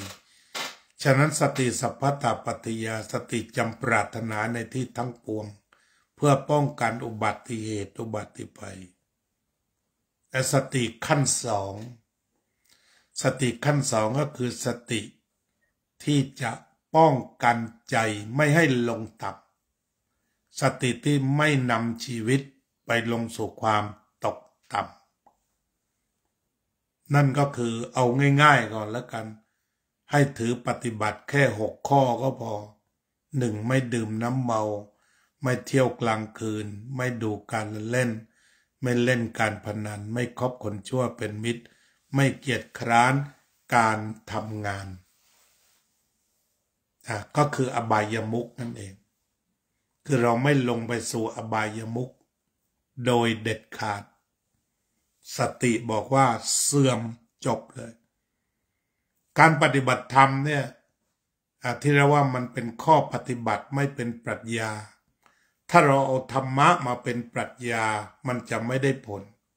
แต่ถ้าทำเพื่อทำเช่นนับถือพระพุทธเจ้าก็เรียกว่าสัตถาคตโพธิสัตตาท่านสอนว่าไม่ดื่มน้ำเมาก็ไม่อ้างเหตุผลกับพระพุทธเจ้าบอกว่าดื่มเพื่อให้เลือดลมวิ่งดีดื่มเพื่อที่จะให้คนมันคบได้ก้าวสังคมอันนี้ไม่เชื่อพระพุทธเจ้ามันเป็นปรัชญาตัวนี้แต่ถ้าพระพุทธเจ้าบอกว่าดื่มน้ำเมาเป็นอบายมุขเสื่อมคาปมเจ้าขาเลิกเนี่ยเป็นธรรมะทันทีฉะนั้นเขาบอกอย่าเอาธรรมะไปปฏิบัติแบบปรัชญามันโยเยไงที่หลายคนพอพูดถึงดำเนาบอกว่าขอวายสักนิดได้ไหมไม่ต้องพูดแล้วมันเป็นปรัชญานั่นนะขอวายสักหน่อยได้ไหมนานๆทีแล้วก็ขยับไปเรื่อยจนเหลือวันละ3 แป๊กอันนี้คือถือแบบปรัชญาแต่ถ้าถือปฏิบัติธรรมศรัทธาในพระพุทธเจ้าเชื่อปฏิบัติหยุดนี่คือการปฏิบัติใช่สาธุแล้วไม่เสียไม่มีเสียหายตรงไหนเงินทองเหลือพร้อมไม่มีผลกระทบต่อร่างกายนี่คำสอนพระองค์ลงมาแล้วแล้วก็ตอนนี้อีกข้อหนึ่งชักจะโยกโยอีกแล้วการพนันเนี่ยเรียกว่าก็วันอังคารที่แล้วเนี่ยก็ไปออกครม.ไทยของเราเนี่ยจะเปิดบ่อนละเนี่ยบ่อนเป็นความหายนะเปิดคาสิโนแล้วก็จะเปิดบ่อนเสรีเปิดอะไรกันครม.ทั้งหมดก็ให้ผ่านแล้วครับให้ผ่านแล้วทีนี้การผ่านของครม.ตรงนี้ไม่ได้ผ่านโดยธรรมะแต่เป็นการผ่านโดยเห็นแก่เงินคือพยายามอธิบายว่าเงินนั้นเงินนี้เงินโน้นแต่ว่าไม่ได้บอกว่าคนเสียเงินกับคนรับเงินใครมากกว่าใช่ไหมฮะคือเวลา เวลาเรื่องของทางการเมืองคือมันเอียงไงล่ะทำไมไม่พูดว่าเนี่ยมีสถานเริงรมย์แล้วเนี่ยคนมันเอาตังค์มาทิ้งเท่าไหร่ใช่ไหมครับเช่นเราอยู่ที่บ้านมีเงิน100เงิน100ก็ซื้อน้ำปลากินซะซื้อไข่ไว้ได้ซื้ออะไรได้กินกับลูกกับหลานนะทีนี้ไปดึงเขาเข้ามาบ่อนคือไปชิงเงินลูกชิงเงินลูกชิงเงินครอบครัวฉะนั้นเวลาอธิบายทางเศรษฐกิจก็ไปบ่นว่าหนี้ครัวเรือนสูงแต่คุณน่ะพยายามจะไปเอาตังค์ในครัวเขามาใช้อื่น เพราะนั้นนี่คือเหตุแห่งความหายนะแต่ถ้าเราเชื่อพระพุทธเจ้าพวกบ้านเราเมืองพุทธไม่มีบ่อนเสรีขโมยเล่นก็ถือว่าตกนรกไปแล้วก็จับให้หนักเนี่ยถ้าให้มันสอดคล้องกันใช่ไหมแต่นี่บอกคนเล่นเยอะเพราะนั้นเปิดบ่อนดีกว่าให้เล่นหนักกันสิขนาดไม่ให้เล่นยังแอบเล่นใช่ไหมพอให้เล่นหนักเลยน่ากลัวถ้าใช้ตรรกะนี้เอาไหนก็ฆ่ากันแล้วเราก็เปิดฆ่าเสรีกันไปเลยดีกว่าเก็บศพเอามันก็ไม่ได้เหมือนกันนะไหนมันก็ยิงกันแล้วใช่ไหมงั้นเปิดยิงเสรีไปเลยหนักก็ที่การดูกฎหมายครับค่อยนับศพเก็บศพทีนี้ถ้าจะอธิบายแบบคาสิโนก็ได้ทำให้อะไรนะพวกเมนมีศพเผาอะไรได้ใช่ไหมถ้าคิดดันไปอย่างนั้นใช่ไหมมันไม่ได้มันไม่ใช่ว่ามีเงินนั้นจะดีหรือจะถูกไปซะทั้งหมดเพราะฉะนั้นถ้าเรามาดของการตามพระพุทธเจ้าเนี่ยเมื่อไม่ดื่มน้ำเมาก็ไม่ดื่มตามที่ท่านว่าที่น้ำเมาก็เหมือนกันเนี่ยรัฐบาลก็กำลังคิดพิเรนอยู่เหมือนกันอันนี้อาตมาพูดได้ไม่ได้ด่าหมายถึงว่าวันพระ8 ค่ำเมื่อก่อนเขาห้ามเปิดเป็นเวลาตอนนี้บอกเปิดให้หนักเปิดหมดไม่มีวันพระ8 ค่ำก็หมายความว่าโยมช่วยให้คนลงนรกเพิ่มเวลาขึ้น อันนี้ก็เจริญพรไปยังครม.นั่นแหละอันไหนที่ไม่ควรด่าก็ปกป้องตอนนี้ก็โยมเหลือขอกันจริงๆ ท่านอาจารย์พระครูโชติธรรมบัณฑิตบอกว่ากราบสาธุจากนครเชียงใหม่ครับท่านอาจารย์เสียงชัดสาธุกับโยมที่ฟังด้วยผมจะถามอาจารย์สัก1 ประโยคได้ไหมครับเพราะท่านอาจารย์นี่เป็นนักปราชญ์เหมือนกันอบรมคนเก่งอยากจะถามว่าแต่ละปีนี่อยากนิมนต์มาพักที่สวิตวัดนี้สักเดือนได้ไหม เดี๋ยวจะหาเครือข่าย ปีที่แล้วไปจำพรรษาอาตมา3 เดือนที่อาตมาได้ไปเมืองไทยเนี่ยท่านไปจำอยู่วัดพุทธปัญญาที่นี่ท่านจะบรรยายว่าวัดเงียบสงบยังไง นี่ท่านเข้ามาฟังทุกวันท่านถามทุกวันก็เลยนึกขึ้นมาได้ถ้าท่านอาจารย์สนใจจะมาเยือนทางยุโรปบ้างนะครับฝากพิจารณา15 วันหรือ1 เดือนนะครับธรรมะมาแจกญาติโยมนี่ท่านแสดงธรรมท่านอบรมทั้งนักเรียนทั้งญาติโยมทั้งอะไรแต่พอดีวัดท่านเนี่ยท่านเป็นเจ้าวาดอยู่กันเนนบางทีก็ทิ้งวัดยากก็ต้องหาผู้ช่วยดูแลแต่ว่าเคยมาเมืองนอกได้3 เดือนแล้วฉะนั้นตรงนี้ก็จองเอาไว้นะครับทำความว่าง12 เดือนให้เหลือ1 เดือนมาช่วยศาสนกิจในยุโรปกันนี่ก็คือขอบคุณมากได้ครับน้องอ๋อกับทนายนุ่นเคยบอกเกริ่นไว้แล้วยินดียิ่งครับครับเขาก็รู้จักกันช่วงไปวัดประสาทนี่ก่อนฉะนั้นก็ให้เป็นภารกิจของ2 สหายธรรมวัดขันเงินกันแล้วกันจบการเจรจาน้องอ๋อดีทำหน้าที่นี้ ตกลงไว้กับทนายความแล้วเบี้ยไม่ได้นะ อ๋อครับได้ครับบอกไปแล้วน้องอ๋อกับทนายนุ่นเคยบอกเกินอยู่ครับ ยินดียิ่งแล้วครับมาหลายประโยคครับก็ไปต่อถือว่าโชคดีแล้วครับวันนี้ ทีนี้ก็ถ้าพูดกันมาถึงเรื่องของการเจริญสติแล้วก็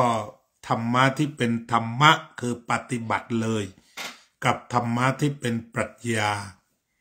หลวงพ่อพุทธทาสว่าถ้าเราเอาธรรมะไปเป็นปรัชญาเนี่ยมันจะวนเวียนมันไม่มีผลเหมือนกับติดกัญชายิ่งพูดยิ่งสนุกเพราะฉะนั้นขณะนี้ที่รัฐบาลได้เปิดคาสิโนและขยายเวลากินเหล้าคือขยายเวลาบายมุขเนี่ยด้วยเหตุผลเงินตัวเดียวเงินที่คนจะได้คนที่จะทำพยายามอธิบายมุมเดียวแต่ไม่ได้อธิบายต่อว่าแล้วคนที่เอาเงินมาในกี่เปอร์เซ็นต์ที่พาเงินมาทิ้งในบ่อนที่จะเป็นที่ดูดเงินของคนมีกี่เปอร์เซ็นต์ก็ไม่ได้อธิบายโดยทั่วหรือปริญญาแปลว่ารอบรู้แต่รู้เฉพาะจุดรู้เป็นจุดอันนี้ฉะนั้นเวลาปฏิบัติในพุทธศาสนาบางเรื่องที่พระพุทธเจ้าบอกแล้วเนี่ยคล้ายๆว่าไม่ต้องอธิบายกันมากเชื่อแล้วก็ทำเลยงั้นเชื่อของพุทธศาสนาก็มีหนึ่งตถาคตโพธิศรัทธาในการตรัสรู้ของพระตถาคตสองกัมมะศรัทธาเชื่อในการกระทำสามวิบากศรัทธาเชื่อในเรื่องของผลกรรมสี่กัมมะสกตาศรัทธาเชื่อว่าสัตว์ทั้งหลายมีกรรมเป็นของตน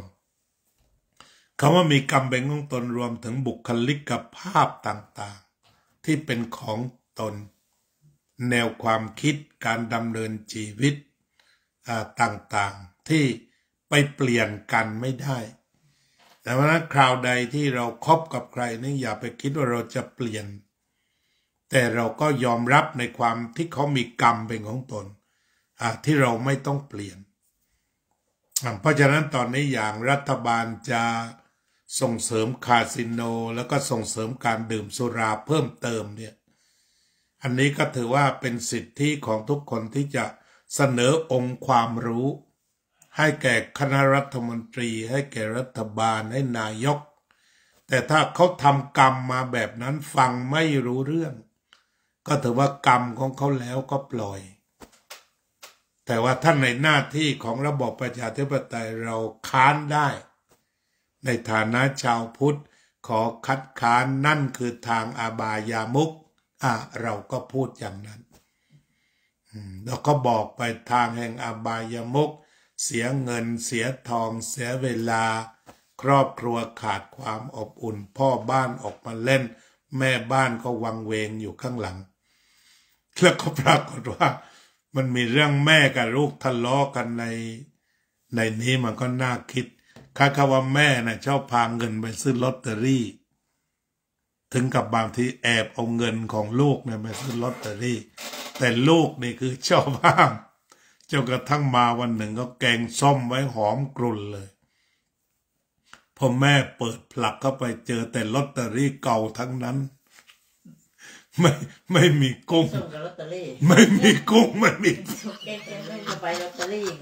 บอกว่าแม่นี่มาหิวเลยนะชะงักเลยนะข้าวหอมแกงหอมเปิดพัวไม่มีชิ้นหมูชิ้นอะไรเลยเพราะว่ามันเหลือแต่ลอตเตอรี่พาไปซื้อลอตเตอรี่หมดนี่ก็เข้าใจคิดลูกสาวอาจจะอยู่กันมันคงคุยมันไม่รู้เรื่องวาระสุดท้าย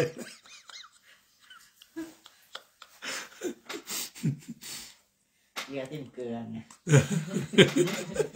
สงสัยแม่คงจะต้องวางมือจริงนะ บอกเท่าไหร่ก็ไม่ฟังมันก็หลายตังค์อยู่เหมือนกันนะใบนึงตก100ใช่ไหมเดี๋ยวนี้ ดียังมีน้ำแกงเนาะ ยังมีน้ำแกง เฉย แกงไว้แหละใส่เครื่องไว้แต่ว่าไม่มีของอื่นผักเผือกไม่มีแต่ลอตเตอรี่อย่างเดียวเลย เพราะว่าตังค์ไปซื้อลอตเตอรี่หมดแล้วไงไม่มีถ้าได้ซื้อผักซื้อหญ้านี่100ได้ไปเยอะเหมือนกันนะ ปลาชิ้น2 ชิ้นก็พอได้อยู่แต่นี้หมด ฉะนั้นบางอย่างในข้อธรรมที่ต้องมีความศรัทธาเนี่ยก็คือปฏิบัติลงไปเลยปฏิบัติลงไปเลยนั่นเองเมื่อปฏิบัติลงไปก็เกิดผลทีนี้ถ้าเราเจริญเมตตาเราก็ไม่โกรธครม.ไม่โกรธคณะรัฐมนตรีไม่โกรธท่านนายกแต่เพียงแต่ว่าเราลองเสี่ยงบุญดูว่าเขาจะมีบุญไหมถ้าเขามีบุญมากพูดรู้เรื่อง ถ้าเขาไม่มีบุญเราก็สื่อกันไม่รู้เรื่องก็ไม่เป็นไรเขาก็ทำหน้าที่ให้ครบเทอมก็แล้วกันแต่ว่าในขณะนี้ก่อนเข้าสภายังต้องใช้เวลาอีกเข้าสภามีเกือบปีละกว่าจะได้เซ็นออกมาใช้มันก็ผ่านไปฉะนั้นตอนนี้การเคลื่อนไหวของชาวพุทธก็ให้เคลื่อนไหวโดยเมตตาและปัญญานั่นคือทำยังไงจะพูดจนเกิดปัญญาแล้วก็ไม่ใช้ความรุนแรงไม่ต้องไปเผาหุ่นไม่ต้องไปทำอะไร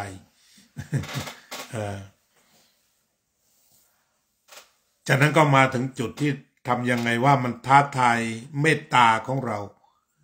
เพราะนั้นเมตตาเนี่ยมันจะมีได้อย่างต่อเนื่องยาวนานก็ต่อเมื่อมันเกิดสิ่งที่เรียกว่าจะต้องมีปัญญาเท่านั้นปัญญาจะไปรักษาความเมตตาบางทีถ้าว่าปัญญาไม่ถึงเนี่ยโทสะมันจะมาเพราะต้องข่มขู่แต่ถ้ามันมีปัญญาไปทุกด้านเนี่ยพูดอะไรมันมีทางออกหมด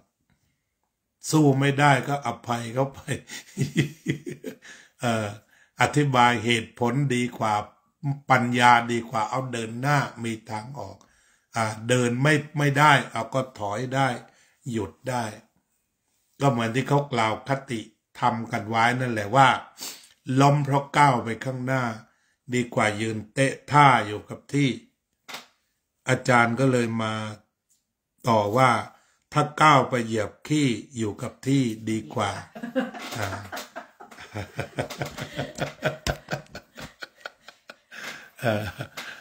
ล้มเพราะก้าวไปข้างหน้าดีกว่ายืนเตะท่าอยู่กับที่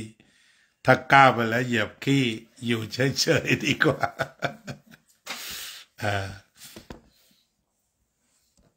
ฉะนั้นการใช้ปัญญาคือโลกสมัยใหม่เราอาจจะพูดได้ว่าเรามีลูกหลานแบบสมัยใหม่ที่ตั้งคำถามก็จะต้องใช้ปัญญาเท่านั้นเรื่องการปฏิบัติธรรมในพุทธศาสนาก็เช่นเดียวกันอาตมาเป็นนักเผยแผ่เนี่ยบางทีบางคนบอกมันยากมันทำไม่ได้ก็ไม่เป็นไรจะรอไม่ต้องรีบทำ ทำไม่พร้อมจะรอเสมอก็จบกันไปไม่ต้องทะเลาะว่าต้องได้คือเราไม่ต้องใช้โทสะไปบังคับกันเอาไม่ได้คอยได้ทีนี้รัฐบาลปล่อยให้มีบ่อนมีสุราเยอะนี่ก็เหมือนกันบอกแล้วถ้ารัฐบาลไม่เชื่อเอารอได้จะมีใครล่ะทีนี้ผลประโยชน์จะตกแก่พระนะที่จริงคือคนเสียการพนันจะผูกคอตายใครสวด เห็นไหมครับเนี่ยงานเข้าเห็นไหมฮะอันนี้ส่วนหนึ่งถ้าให้กินเหล้าเยอะใช่ไหมสงกรานต์นี้น่าจะตายเพิ่มเกินกว่า300ใครสวดใช่ไหมเอาไม่เอาที่พระนอนกินเลยนะเสือเหลืองนะเสือนอนกินเลยนะโยมนะเนี่ยพูดไปเดี๋ยวครม.ไปอ้างฉะนั้นพระจำเป็นต้องค้านเพราะว่าเดี๋ยวคนแล้วก็ผลประโยชน์ทับซ้อน ถ้าเห็นด้วยแล้วพระรับผลประโยชน์เต็มเพราะส่วนใหญ่คนเสียการพนันแล้วมักจะผูกคอตายแล้วเข้ามือพระทุกครั้งฉะนั้นตอนนี้ในฐานะผู้ที่ไม่อยากมีผลประโยชน์ทับซ้อนก็ขอห้ามรัฐบาลก่อนเพราะฉะนั้น การมีสติสัมปชัญญะรักษาอุบัติเหตุอุบัติภัย2ก็รักษาฟอร์มชีวิตไม่ให้หล่นเข้าไปสู่อบายมุขหล่นเข้าไปแล้วจะยังไงก็ตามขึ้นยากรอดยากแม้จะบอกว่ารวยก็พูดคำเดียวว่ารวยยากโยมเอ้ยนั่นแหละไม่นั้นเขาก็รวยกันหมดประเทศแล้วตั้งบ่อนกันได้ทั่วอันนี้มันไม่รวยมันหมดตัวที่มันผ่านมานี่แหละทีนี้อันที่3สติป้องกันกิเลสสติป้องกันกิเลสเช่นสติปัฏฐาน4ให้สติวางไว้ที่กายเข้าใจความเคลื่อนไหวของกายดูความเคลื่อนไหวซื่อๆตรงบริสุทธิ์ดูซื่อๆตรงบริสุทธิ์ไม่ปรุงเวลาตากระทบรูปเอาใช้สติไปดูหูฟังเสียงฟังด้วยสติจมูกดมกลิ่นดมด้วยสติลิ้นลิ้มรสลิ้มด้วยสติกายถูกต้องโผฏฐัพพะถูกต้องด้วยสติจิตใจรับธรรมารมณ์ก็รับด้วยสตินี่แหละที่พระพุทธองค์ตรัสว่าสติมัตโตสถาปัตตังผู้มีสติเป็นผู้เจริญก็คือไม่เสื่อมไม่เสื่อมก็คือเจริญทุกครั้งเมื่อดูด้วยสติฟังด้วยสติดมด้วยสติลิ้มรสด้วยสติสัมผัสด้วยสติและคิดด้วยสติหรือว่ากายก็ขยับด้วยสติเวทนาชอบชังก็กำหนดรู้ไม่เดินไปตามสิ่งนั้นก็เห็นว่าเกิดขึ้นตั้งอยู่ดับไปจิตที่ปรุงดีบ้างไม่ดีบ้างก็เกิดขึ้นตั้งอยู่ดับไปธรรมทั้งหลายเป็นอนิจจังทุกขังอนัตตาที่ผ่านมาก็เกิดขึ้นที่ใจก็เป็นอนิจจังทุกขังอนัตตานั่นเมื่อกี้เราตั้งฐานที่ว่ามีสติสัมปชัญญะป้องกันอุบัติเหตุเป็นเบรกชีวิตไม่ให้หลุดลงอบายและอันที่3ก็คือป้องกันจิตไม่ให้ปรุงแต่ง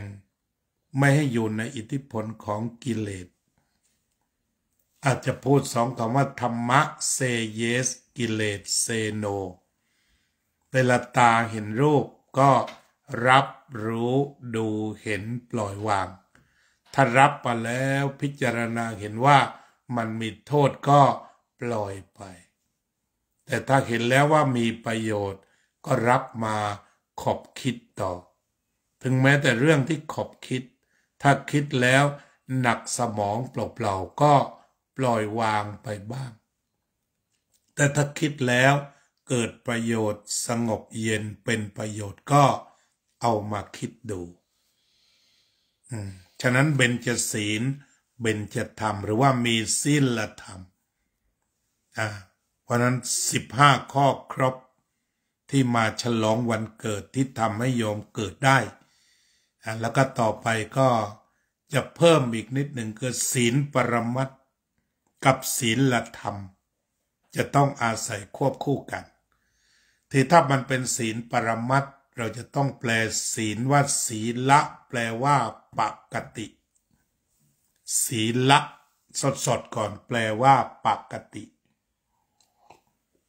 คือเมื่อตะกี้เราวิ่งเข้าไปสู่ภาคปฏิบัติก็เรียกว่าทำกายวาจาให้เรียบร้อยต่อไปแปลว่าปกติทีนี้ปกติมันก็โยงถึงหมดทางกายทางวาจาทางใจจะต้องโยง แต่ถ้าให้เรียบร้อยแค่สองกายกับวาจาให้คุมไว้แต่ถ้าเป็นศีลทะลุไปถึงปรมัตถศีลก็จะต้องไปดูที่ใจด้วยทีนี้จิตปกติหมายถึงว่าจิตที่ยังไม่ถูกโลภะโทสะโมหะครอบงำนี่คือจิตปกติและโดยปกติถ้ายังไม่ถูกยั่วทั้งไม่ถูกยุไม่เจอสิ่งร้าวก็เป็นอย่างนั้นบริสุทธิ์อยู่ที่เรียกว่าจิตเดิมแท้เป็นประภัสสรแต่ว่าเผลอที่ไหนโลภโกรธหลงคืออาการตุกะเข้าไปเยี่ยมมันมีวิสิเตอร์เข้าไปวิสิตเท่านั้นแต่หลังจากนั้นก็ไปก็เหมือนบ้านตามปกติก็สงบและเงียบแต่ว่าถ้ามีคนเข้ามาอยู่ก็พลุกพล่านเมื่อคนออกไปก็สงบเหมือนเดิมเหมือน empty house หรือสุญญตาคารปกติมันเป็นสุญญตาอยู่สงบอยู่แต่เมื่อมีปฏิกิริยาตาหูจมูกลิ้นกายใจรูปเสียงกลิ่นรสโผฏฐัพพะธรรมารมณ์ทำปฏิกิริยาต่อกันก็อาจจะเกิดโลภเกิดโกรธเกิดหลงต่อสิ่งนั้นก็ผิดปกติครั้งหนึ่งจากนั้นกรรมนั้นก็หายไปมโนกรรมหายไปวจีกรรมหายไปกายกรรมหายไปแล้วก็อยู่มาขณะหนึ่งความผิดปกติก็เกิดขึ้นอีกโลภมาอีกโกรธมาอีกหลงมาอีกและจากนั้นก็หายไปแต่ทีนี้ถ้าว่ามอบใจนี้ให้สติสัมปชัญญะมีความรู้สึกตัวทั่วพร้อมอยู่เสมอระลึกได้และรู้สึกตัวทั่วพร้อมโอกาสที่โลภโกรธหลงจะเข้ามายึดก็ไม่มีงั้นก็เป็นความรู้สึกว่าเราเกิดมาแล้วจะมอบใจนี้ให้โลภโกรธหลงหรือให้สติสัมปชัญญะดีถ้าเราเห็นว่าให้สติสัมปชัญญะก็มันอยู่กับสติสัมปชัญญะทำตามสติสัมปชัญญะแต่ในกรณีที่ความโลภโกรธหลงมาจับจิตจนจิตผิดปกติเราก็ถอดความแปลว่าผิดศีลถ้าพูดไวๆโดยเทคนิคเทอมผิดปกติก็คือผิดศีลพอผิดปกติที่ใจโลภเหลือเกินแต่ไม่เป็นไปตามปรารถนาจะต้องฆ่าถึงจะได้สิ่งนั้นมาฉะนั้นเราเห็นข่าวใช่ไหมตายเพราะว่าความโลภอีกฝ่ายหนึ่งอยากจะได้ที่ดินสองของคนนี้เพราะยังขวางอยู่ก็เด็ดชีพเสียอยากจะได้ตำแหน่งของคนนี้ก็เด็ดชีพเสียเรียกว่าตายฆ่าผิดศีลเพราะโลภผิดศีลเพราะโกรธไม่พอใจยิงทิ้งตรงนั้นผิดศีลเพราะหลงคิดว่าตัวเองเป็นใหญ่ทำอะไรก็ได้สั่งเด็ดใครก็ได้แต่วันหนึ่งก็จนมุมก็เป็นนั้นว่าศีละคือปกติผิดปกติก็คือผิดที่ใจ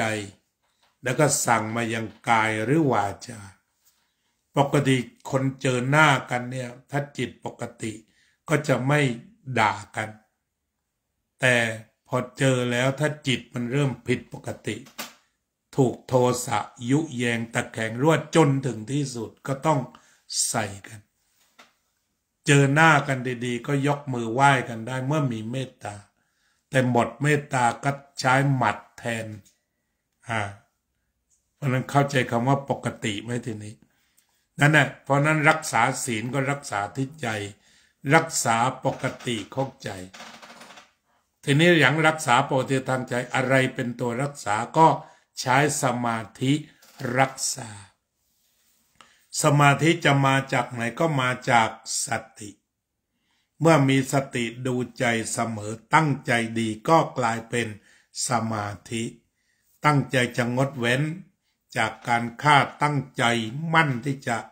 งดเว้นจากการลักตั้งใจมั่นที่จะงดเว้นจากการประพฤติผิดในกามตั้งใจงดเว้นจากการพูดเท็จ ตั้งใจงดเว้นจากการดื่มสุราเมรัยตั้งใจคำว่าตั้งใจแปลว่าสมาธิถ้าเป็นบาลีนะถือว่าตั้งใจที่จะสมาทานศีลเพราะนั้นศีลที่มั่นคงต้องมีสมาธิมาช่วยนี่ขั้นปรมัตถ์แล้วเพราะเป็นเรื่องใจแล้วก็ต่อใจหลังจากสมาธิได้มาทำศีลให้ปกติหลังจากมีศีลปกติก็เหมือนโยมเริ่มบอกกันว่าหลังจากปฏิบัติธรรมแล้วรู้สึกคนข้างเคียงก็เย็นลงเราก็สบายขึ้นเพื่อนก็เยอะขึ้นที่อุทานมานี่คือมีปัญญาแล้วเนี่ยตัวปัญญาบอกว่าถ้าทำแบบนี้เราก็ดีขึ้นเพื่อนก็เยอะขึ้นสิ่งแวดล้อมในบ้านก็ดีขึ้นปัญญาเกิดแล้วพอปัญญาสว่างว่าต้องทำอีกปัญญาเป็นตัวบอกฉะนั้นสังขารที่เคยปรุงก็ต้องปรุงไปว่าจะต้องทำให้เยอะก็ต้องไปเรียนอภิธรรมเพื่อศึกษากระบวนการทำงานของจิตศึกษาฟังก์ชันของจิตให้ลึกขึ้นไปเนี่ยตัวปัญญามันพาไปศึกษาอภิธรรมจะต้องฝึกปฏิบัติอีกดูให้มากตกลงศีลสมาธิปัญญารวมเป็นหนึ่งเดียวนี่เป็นปรมัตถ์ฉะนั้นคำพูดที่หลวงพ่อพุทธทาสพูดไว้ว่าศีลธรรมจะต้องได้รับการค้ำจุนจากปรมัตถธรรมนั่นก็คือว่าจะต้องเกิดขึ้นจากจิตที่จะต้องไปดูแลศีลนั่นเองก็กลายเป็นว่าปัญญาต่างหากที่จะทำให้ศีลบริสุทธิ์แล้วก็มั่นคงขึ้นก็เป็นการทำงานร่วมกันและ3อย่างนี้พระพุทธเจ้าเรียกว่าเป็นพระพุทธเจ้าเรียกว่าเป็นพรหมจรรย์ที่พระองค์ทรงพระสาวกไปประกาศศาสนาว่าดูก่อนภิกษุทั้งหลายเธอทั้งหลายจงจาริกไปเพื่อประกาศพรหมจรรย์งามในเบื้องต้นงามในท่ามกลางงามในที่สุดก็คือประกาศศีลสมาธิปัญญาอันเป็นวิถีแห่งการสว่างขึ้น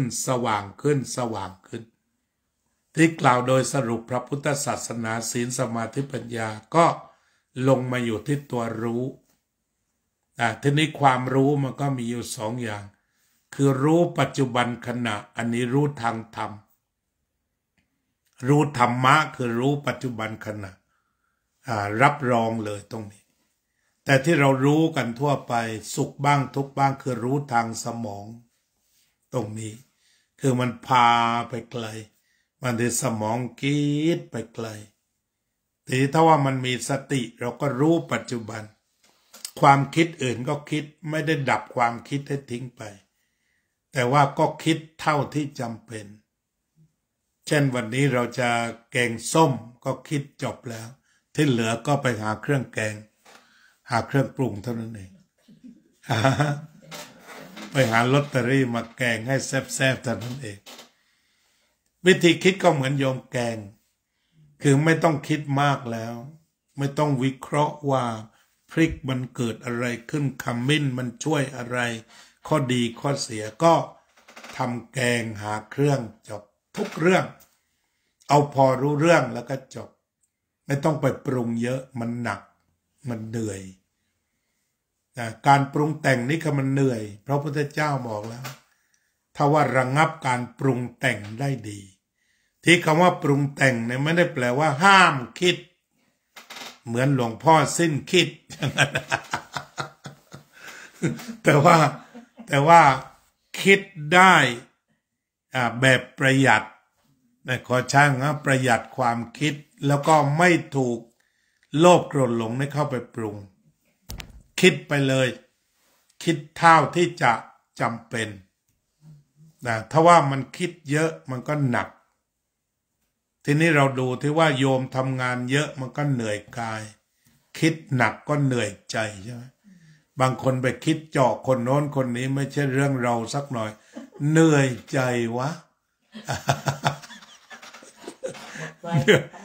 เหนื่อยใจวะเห็นไหมเหนื่อยใจ เหนื่อยทำไงก็พักสิเรื่องเนาะครับทีนี้อย่างทางฝรั่งเวลาเขาฝังเนี่ยเขาพูดเฉพาะกับศพจริงๆต้องพูดกับคนเป็นเหมือนกันrest in peace เคยเห็นไหมที่นี่มีไหมให้ rest in peace คือเขาไปบอกศพจริงๆเราเนี่ยต้อง rest in peace อยู่ด้วยความสงบก็เข้าใจผิดคริสกับพุทธพอๆกันของพุทธได้กุศลธรรมาอกุศลธรรมาอัพยากตาธรรมาเขาก็บอกสวดให้ศพฟังแต่ความจริงเนี่ยคนเป็นฟัง ก็คือชีวิตมันมี3อย่างแต่ละวันในกุศลธรรมา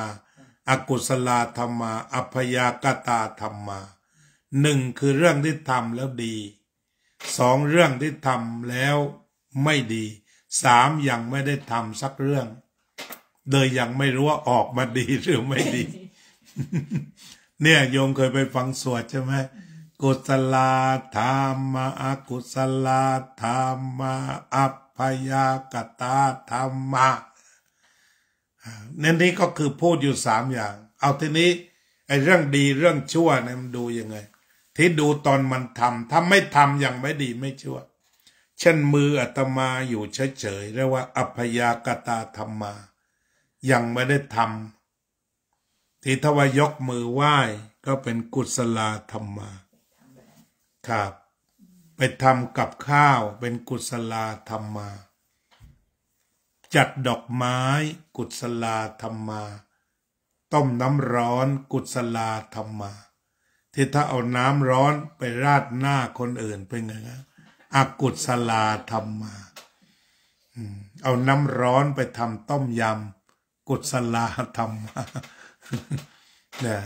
เราก็ใช้ทัพพีผัดเป็นกุศลธรรมาแต่ว่าฟาดหัวคนข้างๆเป็นอกุศลธรรมาขึ้นอยู่กับจิตเนี่ยที่พระสวดมีอยู่ทั่วทุกคนทุกแห่งกุศลธรรมาอกุศลธรรมาในปากเราเนี่ยเอาถ้าใส่เหล้าเข้าไปก็เป็นอกุศลธรรมาใส่นมกุศลธรรมาเห็นไหมฮะตอนนี้ก็เป็นอัพยากตะธรรมาใช่ไหมอย่าอยู่กลางๆก่อนเวลาพูดเพราะเป็นถ้าพูดไม่เพราะเป็นอกุศลธรรมาเห็นไหมฮะตกลงที่กายวาจาใจนี่แหละเวลาคิดดีก็เป็นกุศลธรรมาคิดชั่วเป็นอกุศลธรรมาไม่ดีไม่ชั่วก็เป็นอัพยากตะธรรมาก็มัน rest in peace เลยใช่ไหม rest in peace เขาอยากให้ศพนอนหลับอย่างเดียวเขาก็นอนอยู่แล้ว แต่เราเนี่ยที่ไม่หลับแต่เนี่ยนอนทุกคืนเงียบดีนะที่ก็บอกกุ๊กกิ๊กอะไรไม่มีเนี่ยอาจจะสวดเยอะ เรียบร้อยดีเหมือนอยู่กันอุ่นๆดีบางทีก็อยากได้ยินบ้างเหมือนกันกุ๊กกิ๊กกุ๊กกิ๊กจะได้คุยด้วย ที่เขาเล่าให้ฟังเสียงดังมากกว่านั้นใช่ไหมเสียงลากเลยนะว่างั้นนะมันเรียบร้อยดีเนี่ยแต่เลยอีก10 วัน จะมีการส่งนะไม่ประมาท อาจจะชอบก็ได้บรรยายธรรมให้ฟังทุกวันแผ่เมตตาอังกฤษให้ฟังทุกวัน อาจจะยังไม่เคยพบกันมาก่อนโยมทิติมากูไกจาริยามีไหมโยมทิติมามีบ้างไหมนอกจากโยมแล้วกุ๊กไก่ COOKAI ต้องกุ๊กไก่เนาะอ่านนั่นเลยแล้วก็ SARIYA สาริยาต่อไปก็เพชรลดานี่ไหมเพชรลดาธนพละโอชื่อยาวมากโยมเขียนไทยเถอะ อ่านไม่ออกก็ไปด้วยแต่เพชรลดา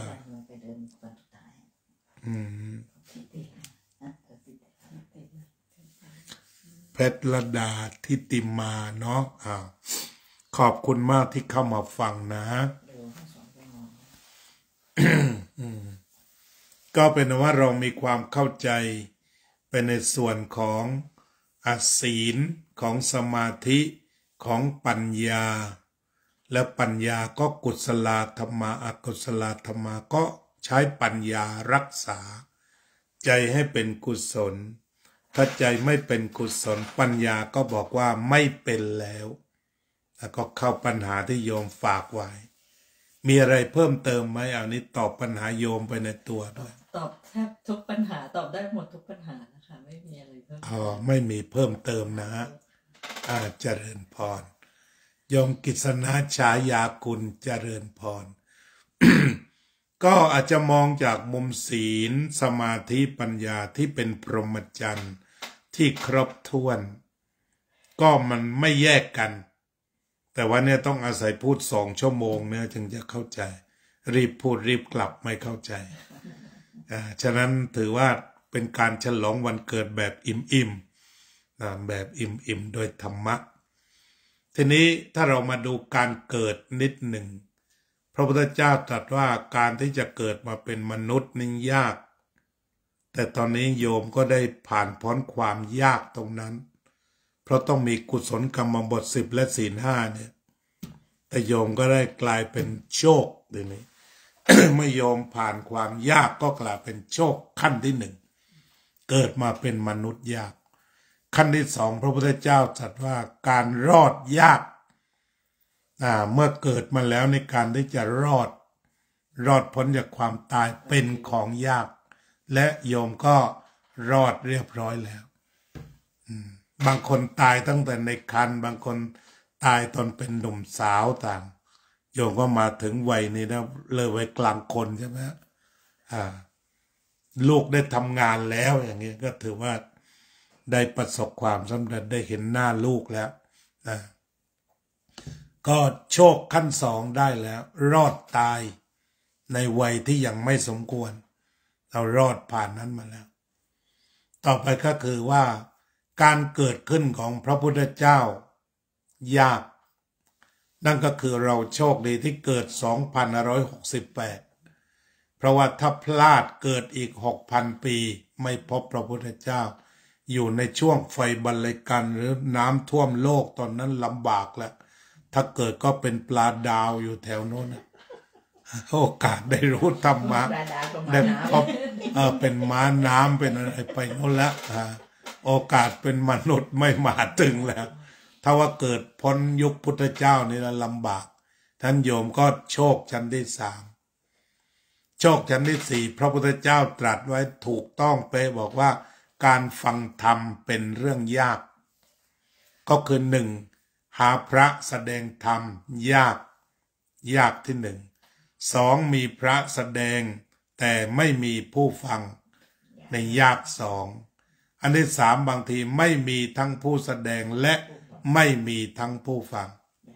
เพราะนั้นอันที่4ก็คือบัดนี้พร้อมแล้วมีผู้ฟังและมีผู้แสดงเพอร์เฟกโตสมบูรณ์แบบ ฉะนั้นก็เป็นโชคชั้นที่4งั้นตั้งแต่ชีวิตของโยมมาถึงวันนี้คือมีโชคมา4ชั้นแล้วทีนี้อนาคตต่อไปต้องการอะไรบรรดาความต้องการทั้งหลายถ้าขาดสิ่งนี้ไร้ความหมาย คือความสงบใจคือความสงบใจแต่บางทีไม่เหมือนกันนะวันก่อนอาตมาเจอโยมคนหนึ่งอธิบายไม่ค่อยจะลงตรรกะอาตมาพูดว่าถ้าใจสงบกินข้าวอร่อยถ้าใจสงบ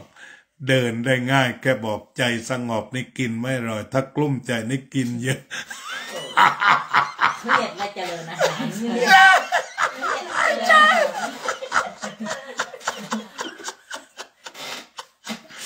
ก็มีก็ยอมรับก็เครียดเข้าไว้กินหายเครียด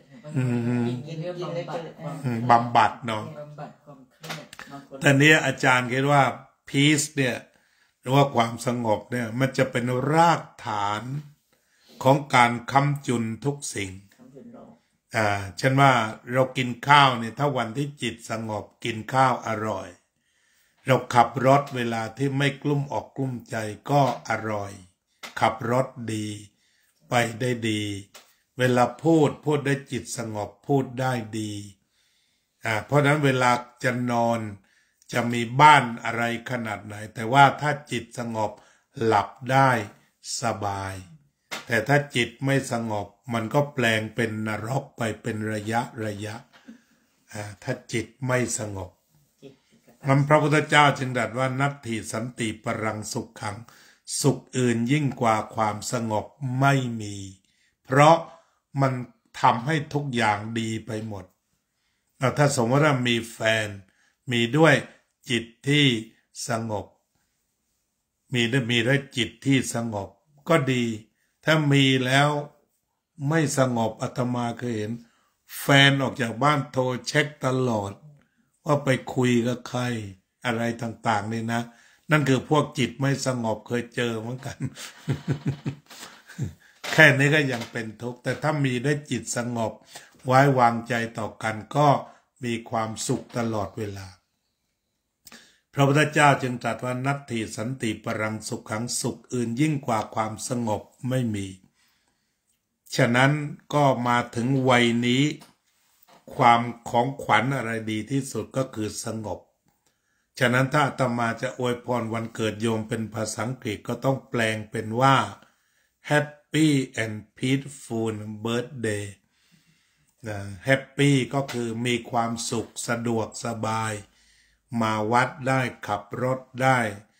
มีเงินซื้ออาหารมีเงินซื้ออินชัวรันโรงพยาบาล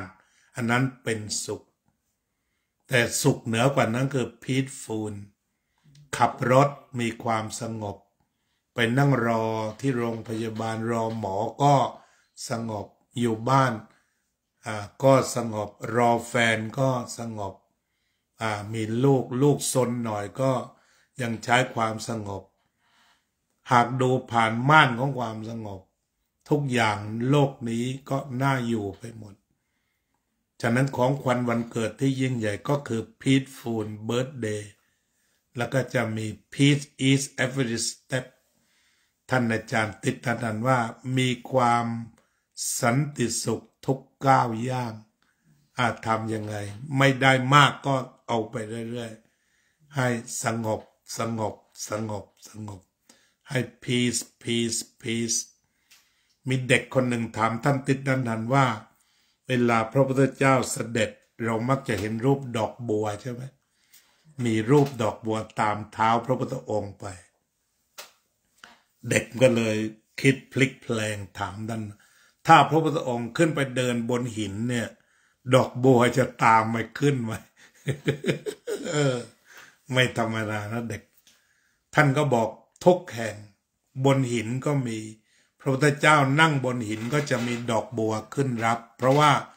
ดอกบัวคือจิตของพระองค์นั้นรู้ตื่นเบิกบานเหมือนดอกบัวฉะนั้นดอกบัวจะไปทุกคนทุกแห่งฉะนั้นถ้าเราใช้ความสงบและมีพุทธองค์จริงพุทธองค์จริงนี่คือความรู้ตื่นเบิกบานที่พระพุทธเจ้าตรัสว่าผู้ใดเห็นธรรมผู้นั้นเห็นเราก็สามารถมีพุทธะได้ทุกคนทุกแห่ง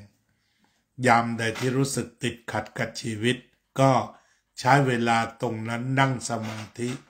พุทเข้าโทออกพุทเข้าโทออกสติคอยบอกว่ารู้ตื่นเบิกบานฝึกแล้วฝึกอีกฝึกจนชำนาญรู้ตื่นเบิกบานทุกลมหายใจฉะนั้นสิ่งที่ทำให้โยมมีชีวิตทุกวันนี้ที่มีบทบาทสูงคือลมหายใจนั้นให้กลับมาลมหายใจให้กำเนิดเกิดชีวิตลมหายใจคือมิตรสถิตมั่นลมหายใจคือแหล่งธรรมที่สำคัญ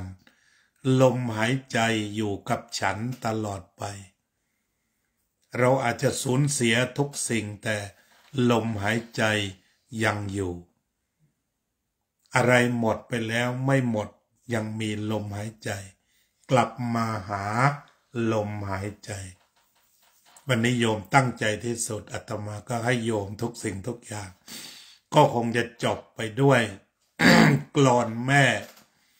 ซึ่งเป็นกลอนสำคัญที่ใครมาทำบุญวันเกิดอาตมาแล้วก็จะกล่าวให้ฟังวันนี้โยมตั้งใจมา2 ชั่วโมงขับรถไปกลับ4 ชั่วโมงมีศรัทธายิ่งนักฉะนั้นฟังกลอนนี้แบบเต็มให้ระลึกถึงหน้าแม่ไว้นะนึกถึงแม่นึกถึงเหตุการณ์สำคัญที่แม่ได้ทำต่อเราแม่คำนี้มีความหมายมีพระคุณมากมายหลายสถานแม่เป็นได้หลายสิ่งหลายประการเป็นธนาคารเป็นพระพรหมเป็นร่มไทรเป็นผู้ให้กำเนิดเกิดลูกรักเป็นผู้ให้ที่พักพิงอาศัยเป็นผู้ให้ความการุณอุ่นกายใจเป็นผู้ให้อะไรไม่รามือยามป่วยไข้แม่ก็ให้การรักษาเติบโตมาแม่ก็ส่งเรียนหนังสือลูกต้องการตำราแม่หาซื้อลูกปรึกษาหารือแม่ยินดีลูกคนใดกระทำกรรมแก่แม่ลูกเลวแท้ชั่วช้าสิ้นราศีลูกด่าแม่ตีแม่ลูกกาลีลูกไม่ดี